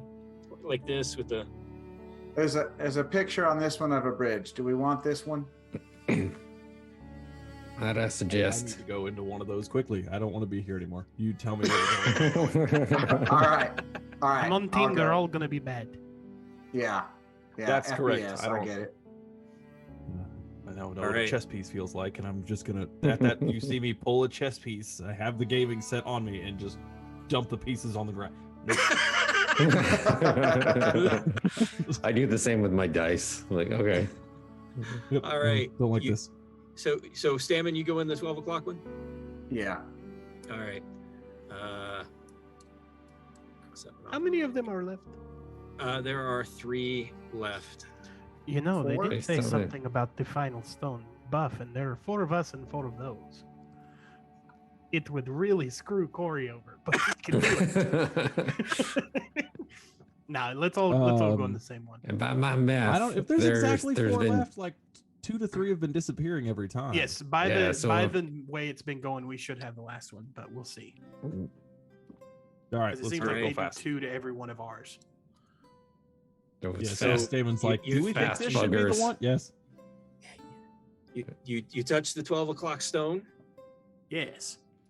All right. You find yourselves atop a big rock on a winding road. The road basically winds around where you are on the top of this rock.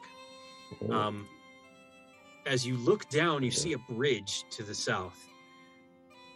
On this bridge, you see a toddler on the edge.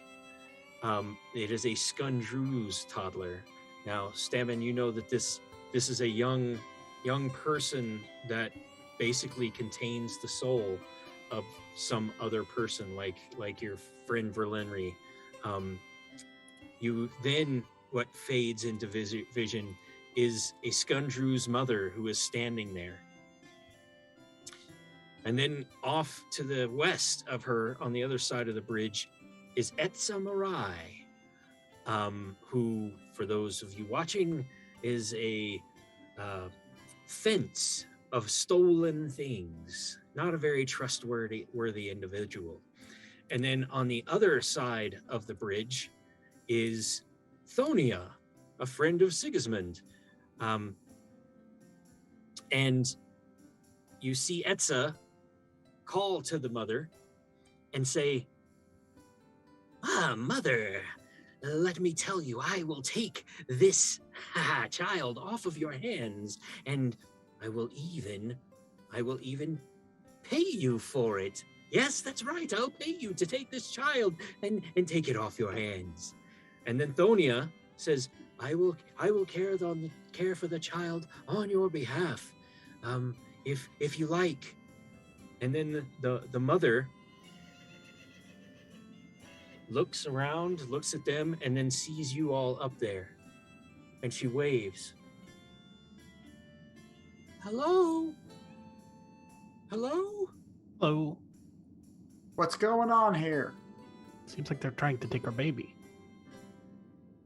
It seems like somebody's trying to buy a baby. Why are you trying to take that baby?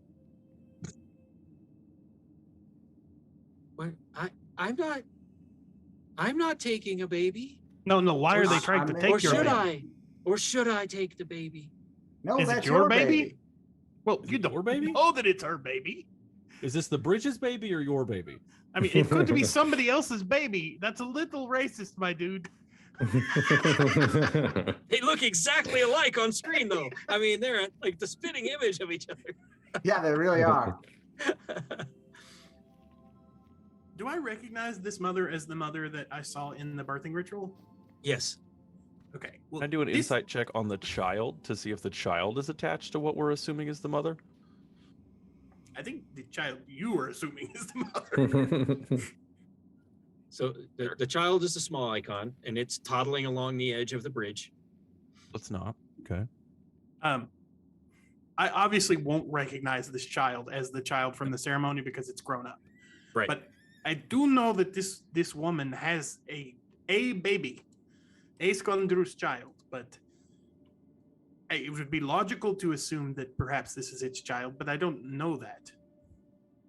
Do we just need to go down there and rescue that child? I was just about to say, can I shadow How tall step is this down there cliff? and just help the child off the ledge first? Say, let's just, All right. you All right. know, So come down you, here. you for a you moment. shadow step down. You're standing there. You hear Thonia say, "I will take it. I will take it." And the baby's toddling away. And then Etsa's like, "I'll pay you for the baby." And then you reach out to the baby, and you are suddenly transported back to the top of the rock. Oh, this is just FPS all over again. Yeah, you've identified it. Yes, yes. All right. This So- baby's in And no then danger. the lady calls out to you all, "What should I do? Do What you should want I the do?" baby? And we're going to do a knit, and each of you get to say something to the mother. Okay. Hello. Ooh. 20 or better. 21. All right. What do you like to say to her? And everybody's going to get a shot. It's not like he's speaking for the whole group. The baby's best with its mother, so if it's all right with you, I think you should keep it. Okay. 19, 18, 17, 16, 15, 14, 16. 13. All right. So, Tausin, what do you say? This edge here that we're sitting on, I'm trying to maintain the fact that, you know, I'm a man. I am not a chess piece, and I'm going to sit on the edge of this rock, just kind of sit with the feet hanging over the edge. So, do you enjoy being a mother, or are we just what is happening here? How did you find yourself in this situation? All right. I think that's what you got to say. 12. 12. I'm 12. All right. All right, I'm tired of this FBS. I pull out my pistol and aim it at the child, and I'll look at the mother's face and the other two faces for a reaction. I want to see their reactions. Etsa smiles. Etsa smiles and goes, "What a waste. What a waste." And Thonia goes, "No, I'll take it. I'll take care of it." And the mother still looks blankly, and the child doesn't recognize what's going on. All right, and last but not least, Sigismund. Tell you what. It seems that you are not in the best condition to take care of this child. Why don't you let me take the child back to the Abbey? I will see that it is well taken care of, and when you are back to yourself, you can come and pick it up. We will make sure that it is taken care of and wants for nothing. And Thonia says, "Yes, I will help my good friend Sigismund. I will help him with taking it. Nope, you will not. And we will get it to the Nope. All right, so after all of this has been said, you hear a voice. I got to figure out which one it is now. That's the hard part about not making these NPCs like static, and they're kind of random based on who voted what. And being 37 of them at once. Yeah. You hear Prince Keltarin of the Unseelie Court of the Vile Vines, the one that was going to hire you to help him with his uncle. Yes, the Abbey does sound like the right way. Is that your choice? And Damn. Tausin, you're like,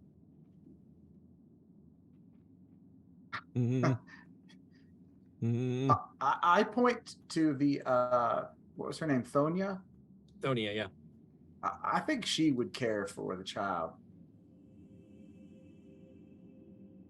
The Abbey, Thonia, it is the same. Is this your choice? Is the mother Damn, an she's option? the one offering to buy an infant. I did hear Sevin ask if the mother should keep it. Is that your choice? The mother's allowing the baby to walk on Yes. the edge of a I bridge. choose for myself. I don't know about you guys, but I choose that it goes to the Abbey because I know that Harmonia will take care of this child. I am worried about the I- mental state of the woman. But if I she don't wishes to pick it enjoy- up from there, Don't enjoy somebody offering to buy the child.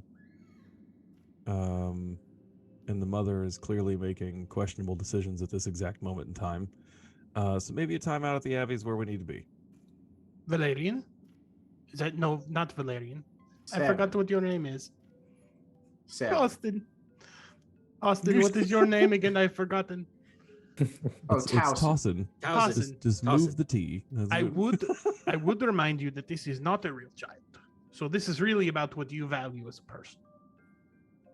Yeah, I value the fact that the child is safe. The adults, Yes. none of them matter to me. As I long as agree. the child is safe and the Abbey appears to be the safest option, because I just don't trust somebody offering coin for a child. And also, this may give religion a point, and I'm pretty down for that. All right. Is It goes that with the your guy that choice? offers money at this point. I'm out. Nope. Abbey it is. Yes! That's my vote. That's our All choice. right, Yes. that is your choice. All right, and the people on the bridge fade away. Everything fades away around you, and you find yourself back at the circle of stones. It's taking a little bit to load. Any of them Fortunes that are not disappeared. touched, we We should back. not hesitate. All right, and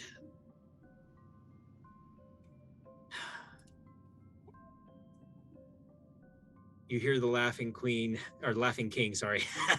Yes. Well, the test of responsibility has been answered.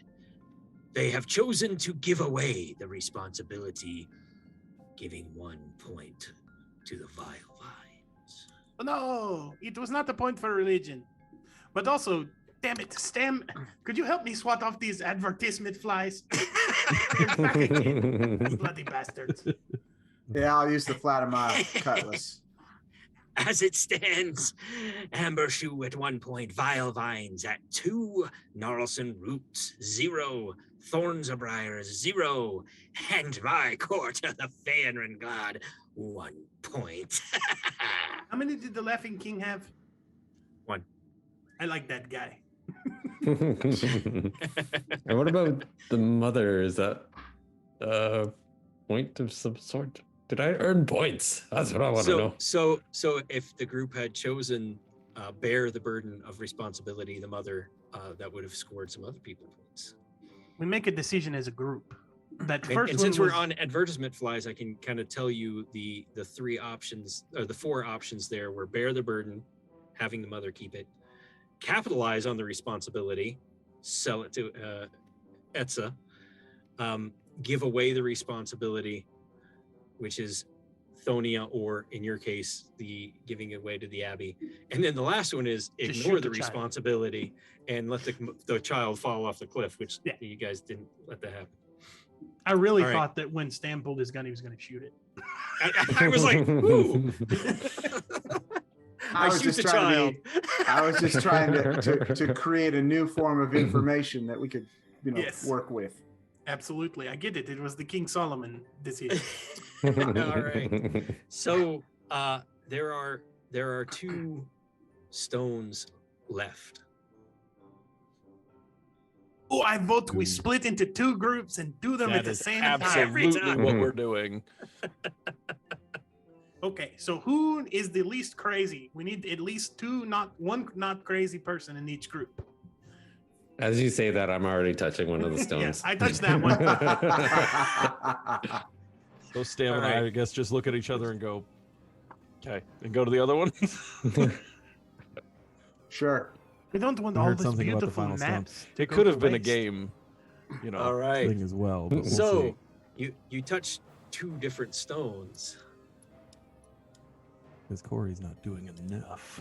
and you find yourselves together once again at the foot No, of look a at weird that. tree. Is that check? FPS in The full FPS. FPS. Yeah, definite FBAs. And you're shocked to see one another. What? And you're at the foot of this tree, and there are these weird glowing skulls. This whole time, I think you guys are the illusion. He's not convinced. Like, he's And been an illusion the whole time. The couch was an illusion. The condemned was an illusion. And you see Jubal Ockett, former leader of the street sweeper gang in Beugerton, and he says, "Welcome, welcome to the test of prowess. Murderers as you are, how might you fare? How many foes would you like to face at a time?" Oh, look at all these answers that are coming up on the Twitch stream. I should probably minimize that.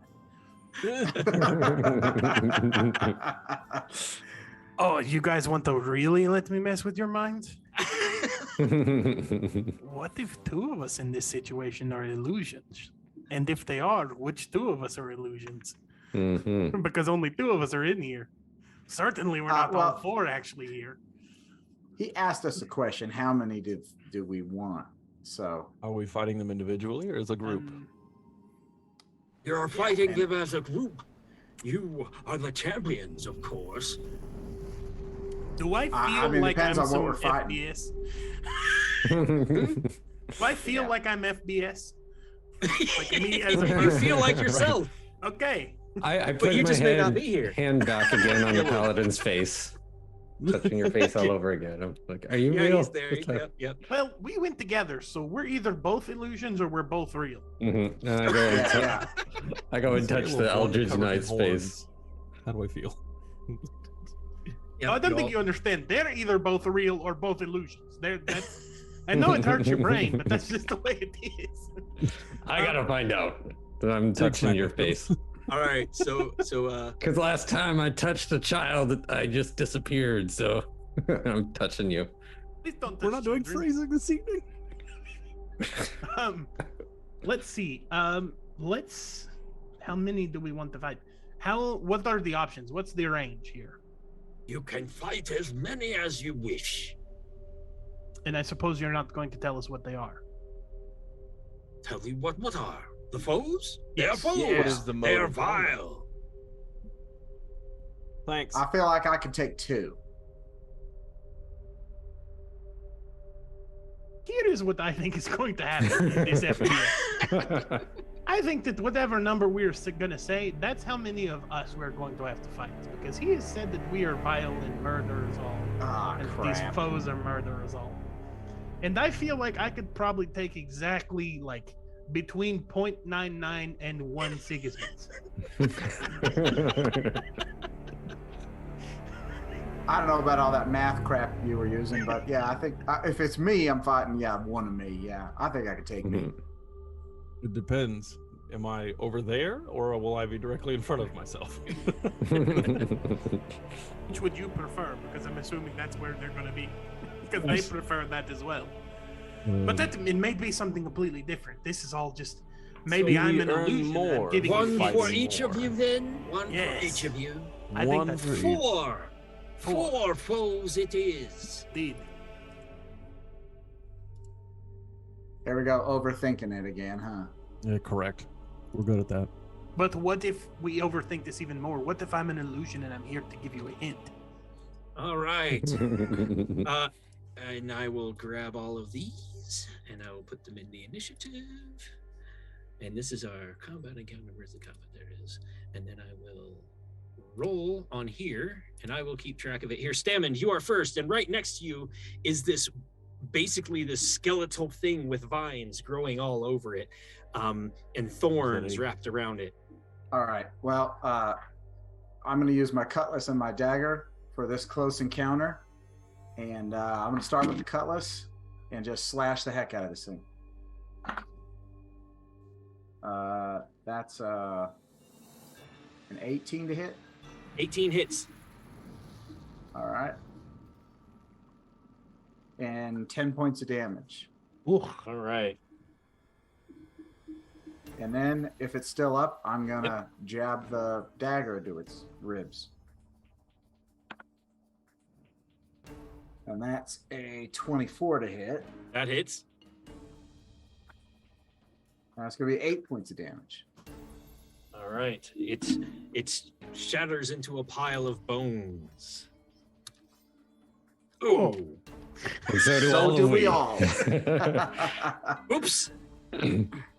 FPS. It's Stammond. So I'm glad you rolled at the end of the round because now we'll just do that. Now there we go. This one shatters into a pile of bones. We're having fun. It was even more of an illusion. We were all illusions. And this one moves up on to Sevin. Does a 18 hit you? 18 is going to hit. All right. You'll take 4 points of piercing damage and give me a con save, please. Oh, dear. I'm sorry. Okay. This is FBS. Make that a wisdom save, please. Hooray! Oh, fun. Okay. Have to get a T-shirt made with that one. That is a 6. All right. On your next turn, you will act as you normally would. That is good. The poison, Nice. as it creeps through you and maddens you, you're like, yeah, I'm going to do what I want to do anyway. All right. He's it. And then we go to this one, and it will rush down onto Tausin. Ooh, we have 19 on the die. That's 23 to hit. Yeah, sure. 4 points, and give me a wisdom save, please. Okay. Oh no. 10. I don't like the sound of that. A 10. A All 10. right.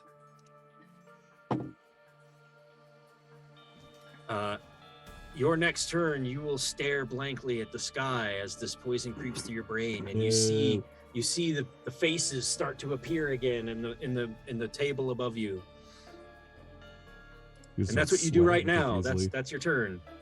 And we'll skip to this skeleton, which will close on Sigismund. Sigismund, that's a 10. It misses. Luis. 7. Your turn. All right. I pull. It's like comes out of my sleeve. This like short little club that's like the length of a billy club, but then I activate something and it just turns into a full-on quarterstaff, and I just smack into this thing. All right. That is a 25 to hit. 25 hits. All right. That is going to be 7 plus 5, 13 damage. That quarterstaff seems to shatter this thing wholly. You have completely smashed it, and those of you watching notice that worked really well on that skeleton. Sigismund. Do I notice that Tausin seems to be in trouble? He's staring blankly at the sky. Yes. I will take the AOO and move up beside him. Okay. All right. This one tries to claw you and falls prone. All right. And then I will attack this one. All right. It's a 2 on the die, so no. No. All right. And that was that round, and you hear, Jubal, you chose 4. Oh.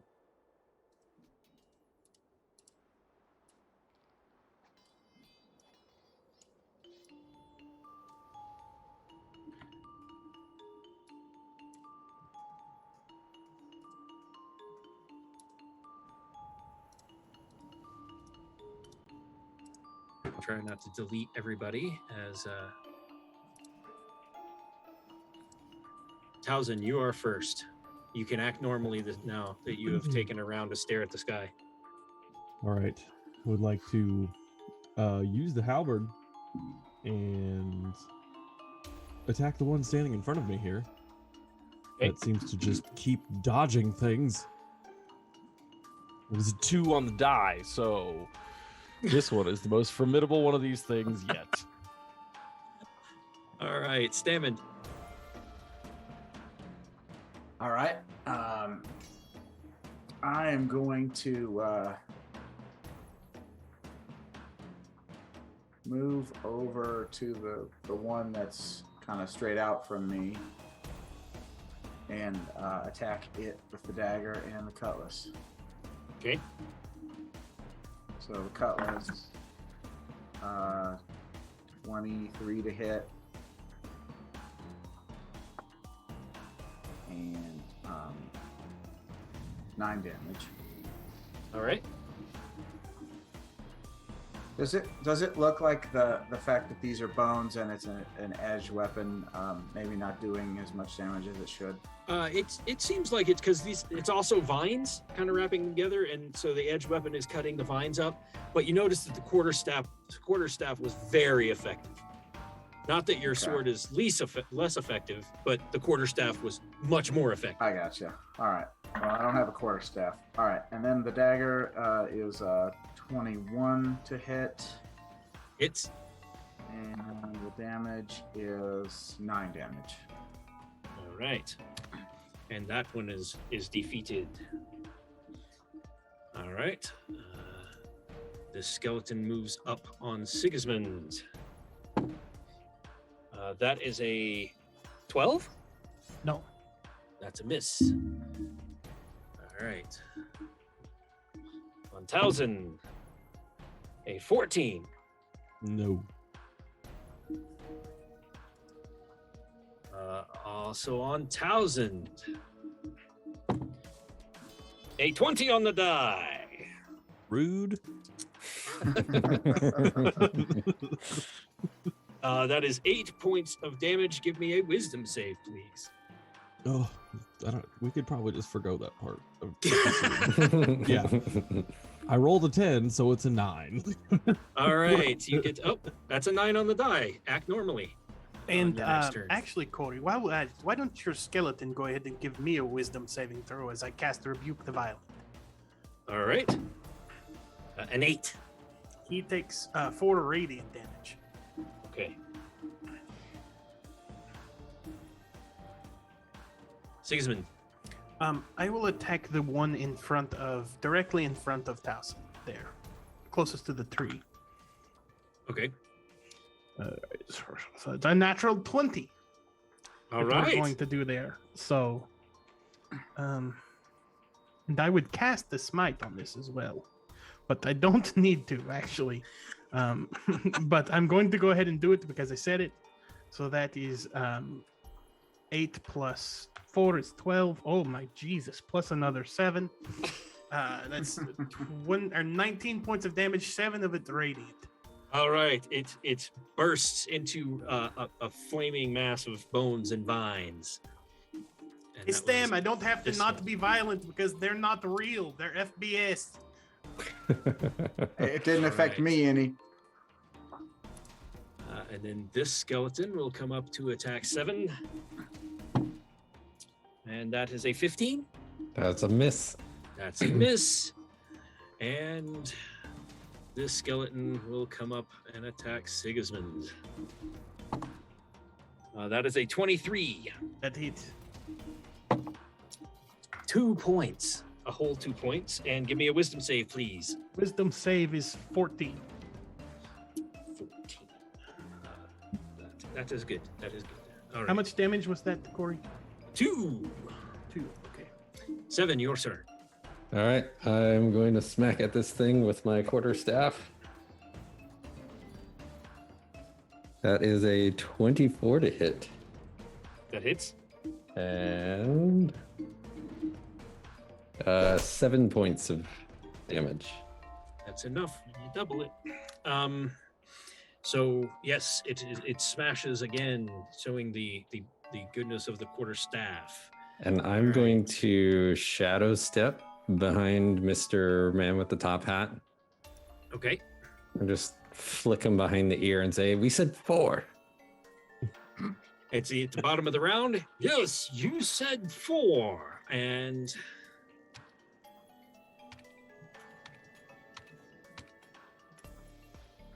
put these somewhere.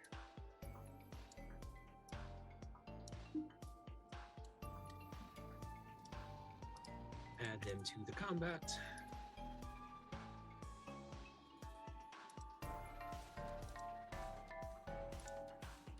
All right. And the one in front of Sigismund is first here. That is a 15. Oh. Nope. All right. Another one next to Sigismund. That is a 10. All right. And then this one runs up to, oh, not all four of them.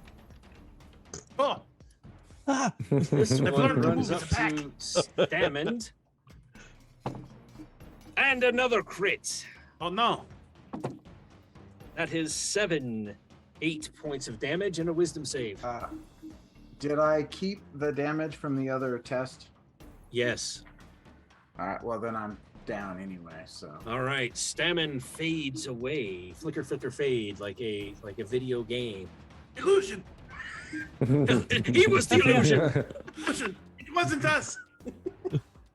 All right. 7. I give you a thumbs up. We're good. Got out of that Extra top and nonsense. hat in the back of his knee over there, Sevin. Don't worry, if he dies, he's not real. 7.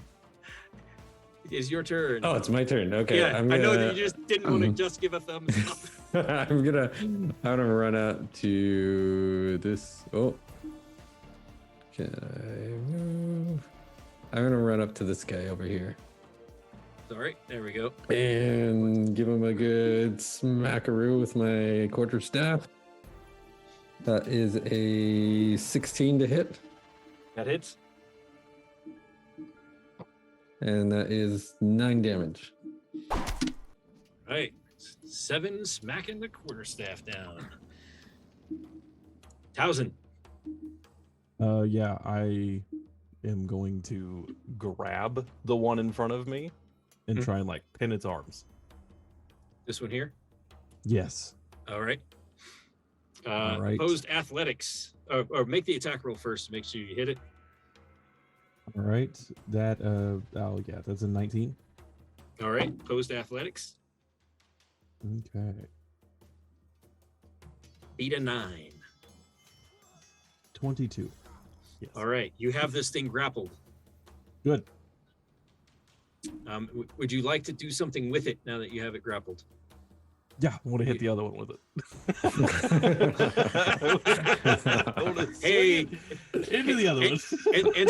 and so Tausin, knowing that normally the rules of the game wouldn't allow this, or rules of D&D that is, realizes that he is also using FBS. Yes. Also an illusion. Everything is I'm an leaning illusion. in heavy here. So give me a attack at disadvantage, because you shouldn't be able to do Yes. this. No. And I would say that that is akin to a bone mace, so probably bludgeoning damage. Yeah, bludgeoning. This 15. 15 is good enough. Now, Yes. give me I'm gonna say a D8 plus your strength mod damage. That's my strength mod. Oh yeah. 9. 9 points of damage. All right, so he takes this one and smashes it into this one, and both of them shatter into a pile of bones and plants. Nice. Yes. All right, and They're weak when you hit them with Skeleton. another. skeleton rushes up, and a 21 to hit Tausin. Yeah. 7 points of damage and a wisdom save. All right. Look a little hairy here. Oh. It's 4. Okay. Oh no. Oh, this is good. This is good. All right. The creature uses its action to make a melee attack against a randomly determined creature within its reach next round. Womp. Sigismund, you see a crazy look come over Tausin's eyes. You've seen this before in barbaric rages of fighters who have gone in the bloodlust. Of old, it was called the fourth 3.5 in fourth form of barbarian, where they just kind of attacked anything. Right. I'm with it. I'm going to attack this one in front of me. Okay. It's a 15 on the dice, so 22. Yep. And that I will hits. smite it. Oh, good lord. That's 2 7s, so 14 points. That does it. And then I will GTFO, as they tell us in Paladin school. And I will take an AOO from Austin if he wishes, from Tausin if he wishes, and from the skeleton since he has to. Tausin doesn't have to. He has to use his next action to attack. I'm not going to Okay. force Not him a to take an reaction attack of bonus. opportunity. That is an 18 to hit you. That is not enough. All 19 right. with the shield. All right. And that means the skeleton that you ran up to makes an attack. And that is a 22. That does hit. And that is 7 points of damage. And give me a wisdom 7. save. Wisdom save. Jesus, these dice. It's a 9 plus 5 is 14 again. 14 is enough. Okay. All right. And you said 4. Aren't you glad you didn't say 8? I was gonna be Actually, macho and go, I continue. can take 5. No. Glad that didn't happen. You're not real. You don't count. Fair enough. Then I take 34. Yeah. 78. Right. And then reset, roll, next round. Tausin, you're first. And Yes, there's only one thing next to you within reach, so right. you may attack that one thing. All right. Let's see. That is that's 21. That hits. Yeah. Which means gotta love when max damage happens. 13 points of damage. Very nice. Big halberd. Big arc. Angry arc. And how much was the damage? 13. That doesn't. All right.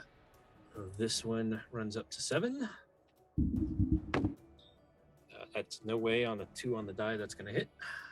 And then this one wait a minute, what am I doing? Next on the combat track. This one runs down to Tausin. 18, Yes. 5 points, and a wisdom save. I'm asleep. You're down? You're not. Nap time. Yes. Flicker, flicker, fade. Tausin goes down. 7, we won. We lived longer than the illusions. 7, We're your the turn. champions. All right, I'm gonna put the beat down on this thing in front of me. That is a 14 plus 7, 21 to hit, That hits. and a 8 plus 5, 13 damage. That does it. All right. That one will run up. A 13. Miss. Sigismund. Sigismund will attack the one in front of him. It's a 16 on the die. That hits. I am all out of spells. Seeing that the quarterstaff was so effective, could I use the flat of my blade? Yes, but you're going to suffer a negative 3 damage. I'll just hit them regularly. Let's see. Let me get to my thing here. What am I doing? That is a 9 points of damage. All right. 9. All right. And then I will pivot this way. As this one Because I can runs see up. what's coming. And that is a 22 That hits. for 4 points. Let me roll my save. It's an 18 on the die. Yeah, you're good with the save. You said 7 points or 4? 4 points. And that is a crit. Oh no! 8 points. You got it. That would be. He's like, I would care if I were real. That's a critical on the save. All right, so you're good on the save. So 8 points. I'm still up. And one more. A 22 That hits. for 5 points. Come on, save. You've been doing good so far. The 16 on the die. You saved. How many All points? right, and I do believe we're going into round 5. How many points was that, Corey? 5 points. And Jubal says, final 4. Dear God. We got this. Corey, put some more up there towards 7. Warehouse full of flowstone crystals or anything nearby.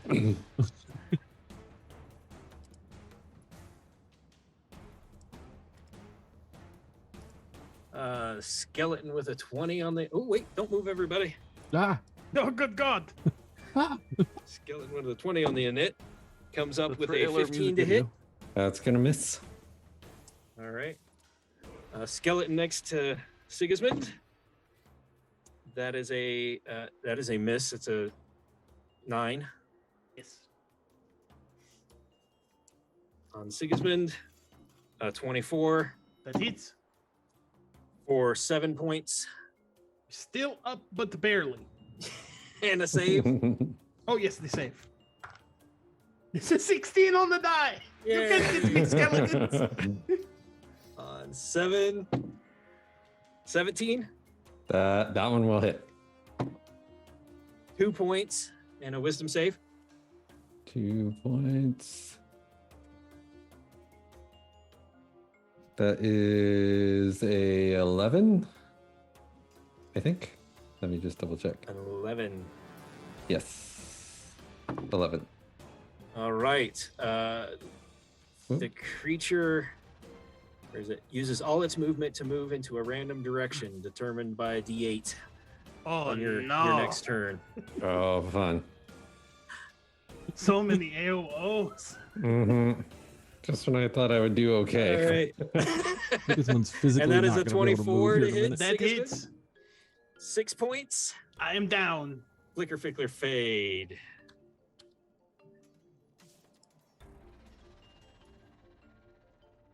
But it's looking real bad, Sevin. Mm-hmm. That's an 11. Miss. I got to give you room to get out of there. Random direction. 13. Mosh pits all. Miss. It's going to be so many attack of opportunities. Oh, he's... I don't even know if you're going to be able to get out of there. No. Corey, have I introduced you to my Lord and Savior flanking? 15 on the die. That's a miss. Lord. Or 15, I mean. And 15 Miss. is a miss. And the last skeleton to attack you rolls a 16. That is a miss. Oh! And let me make sure I got this right. If these were squares, there would be 9 spaces around you. So let's do this like so, so that you right? can. 8, yeah. So you basically only need to, you need to roll a 1 or a 2 to see which way out of this you're going Okay. on your turn. So it's a D8. D4 Well, no, because you're times gonna by only 2. move in 2 of those directions. Okay. Just roll a so D4. 1, 2, 1 It's direction. a 2. So you're gonna run straight north. Now you Alright. said that I have to move in that direction, but could it be? Oh, a you're shadow right. I step? did say you have to move in that direction. I did not say you have to. True. Yes. Like, So sweet. we We I'm survived. going to shadow step into that All direction. right, and that is the final finish. round. So that's 20. 20 minus. How many's here? 1, 2, 3, 4, 5, 6, 9. 7, 8, 9. Yes. So 11. 11 foes you defeated. And you hear.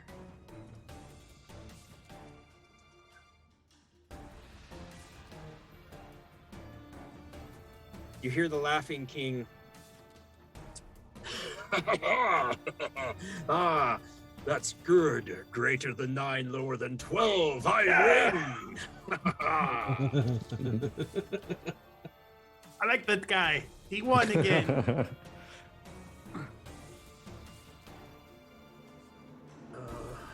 We are tied, Prince Kaltarin. And we will go back to the Circle of Stones. Except you are not there. What's going on?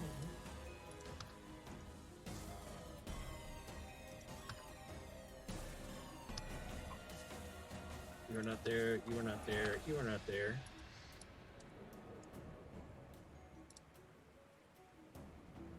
You. There is a single stone left, and Lokabut is standing next to you. And he says, "A wager, my friends," and he leads up. "Which of the 2 teams of champions will win this last test?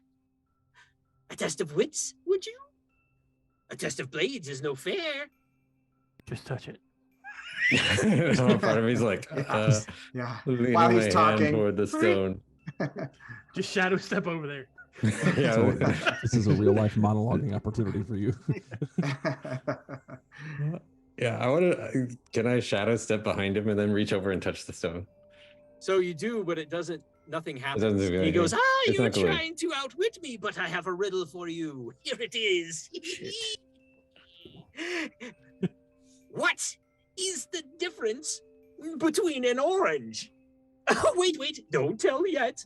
Most people say, well, between an orange and what? And that would not be right. You would be wrong. I'm warning you. You must think about this one. And also, some people, those more intelligent than the first that I just talked about, well, they would say, well, one is a fruit and one is a color. And then I remind them, I said, what is the difference between an orange? I mean, one thing, not 2 different things. So what is the difference between an orange? If you would, tell me. Discover Sevin. is accepted at 99% of places in the U.S. Well, I'm gonna have to say a shirt because a rocking chair doesn't have sleeves.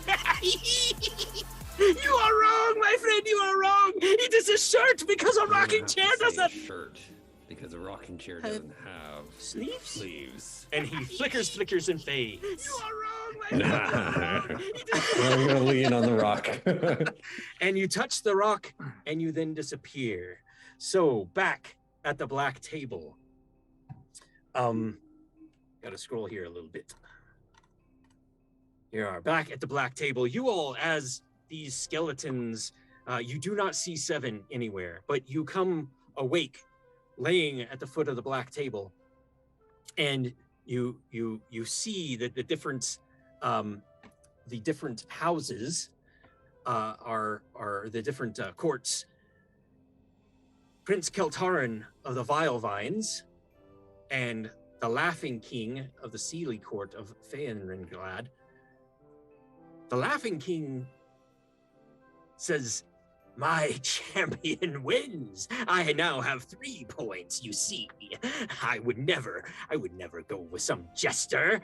I would never say that the test of wits would fall to someone who is trying to be something like the Laughing King. No." And so, the Laughing King wins. The Sealy Courts, again, triumphant in the black table. Thank you, players. Thank you, players. And you have done well. All right. So, for those of you watching and who have played in the game, 4 players from the Laughing Kings group will get Steam keys to some Steam board games. And then also there are another 8 games that we're giving away based on what you individually voted on. So we'll see like who bet on merit, who bet on generosity, who wagered that they would give away the responsibility, technic knowledge, all of those things that happened. And the 9 through 12 test of prowess. those are the other things that will get you into that. So we will do the epilogue, and then this will be the end of episode 7 of Plots in Darkenhaven. Epilogue. As Sevin touches the final stone, he is ripped from Zyathe entirely. His eyes open, and he is surrounded by towering buildings of concrete and glass. It is night. Hard black stone is beneath his feet. Suddenly, a loud mechanical metal vehicle of some sort rushes by him and emits a loud squeal. A passenger within the conveyance shouts, "Out of the road, nerd!" This world is more He's corrupt. in California. This world is more corrupt than the last. The people walking near the road don't even notice Sevin's brush with death. They walk and stare blankly into small tablets, barely aware and enthralled by some mesh of technological control. Magic is gone from this world, living only in the imaginations of a few. A greater game is at play here, and Sevin begins to search to help the people of this dark and terrible dystopia. And that, my friends, is episode 7 of Plots in Darkenhaven. All right. Nice. Can we get a round of applause for Corey playing 47 different individuals in the middle of this one? Yeah, nice work. Good Lord, you kept all Very the nice. voices straight. Ooh. Thank you. Next time, I think I'm going to take some advice and have 2 GMs on this and just hand out NPCs. Oh, that was awesome. Thank I you love for that. joining us, Phil. Hope you liked it. Hope you come back maybe in a future season. Thank you. Yeah, and that's episode 7. Yeah. Thanks for having me. It was a great time. I'm looking forward to the next one. Thanks for being here. Yes. Made a fantastic ninja as well. So, I mean, Yeah. Only player I've ever seen go through an entire episode and didn't actually take a single step the entire time.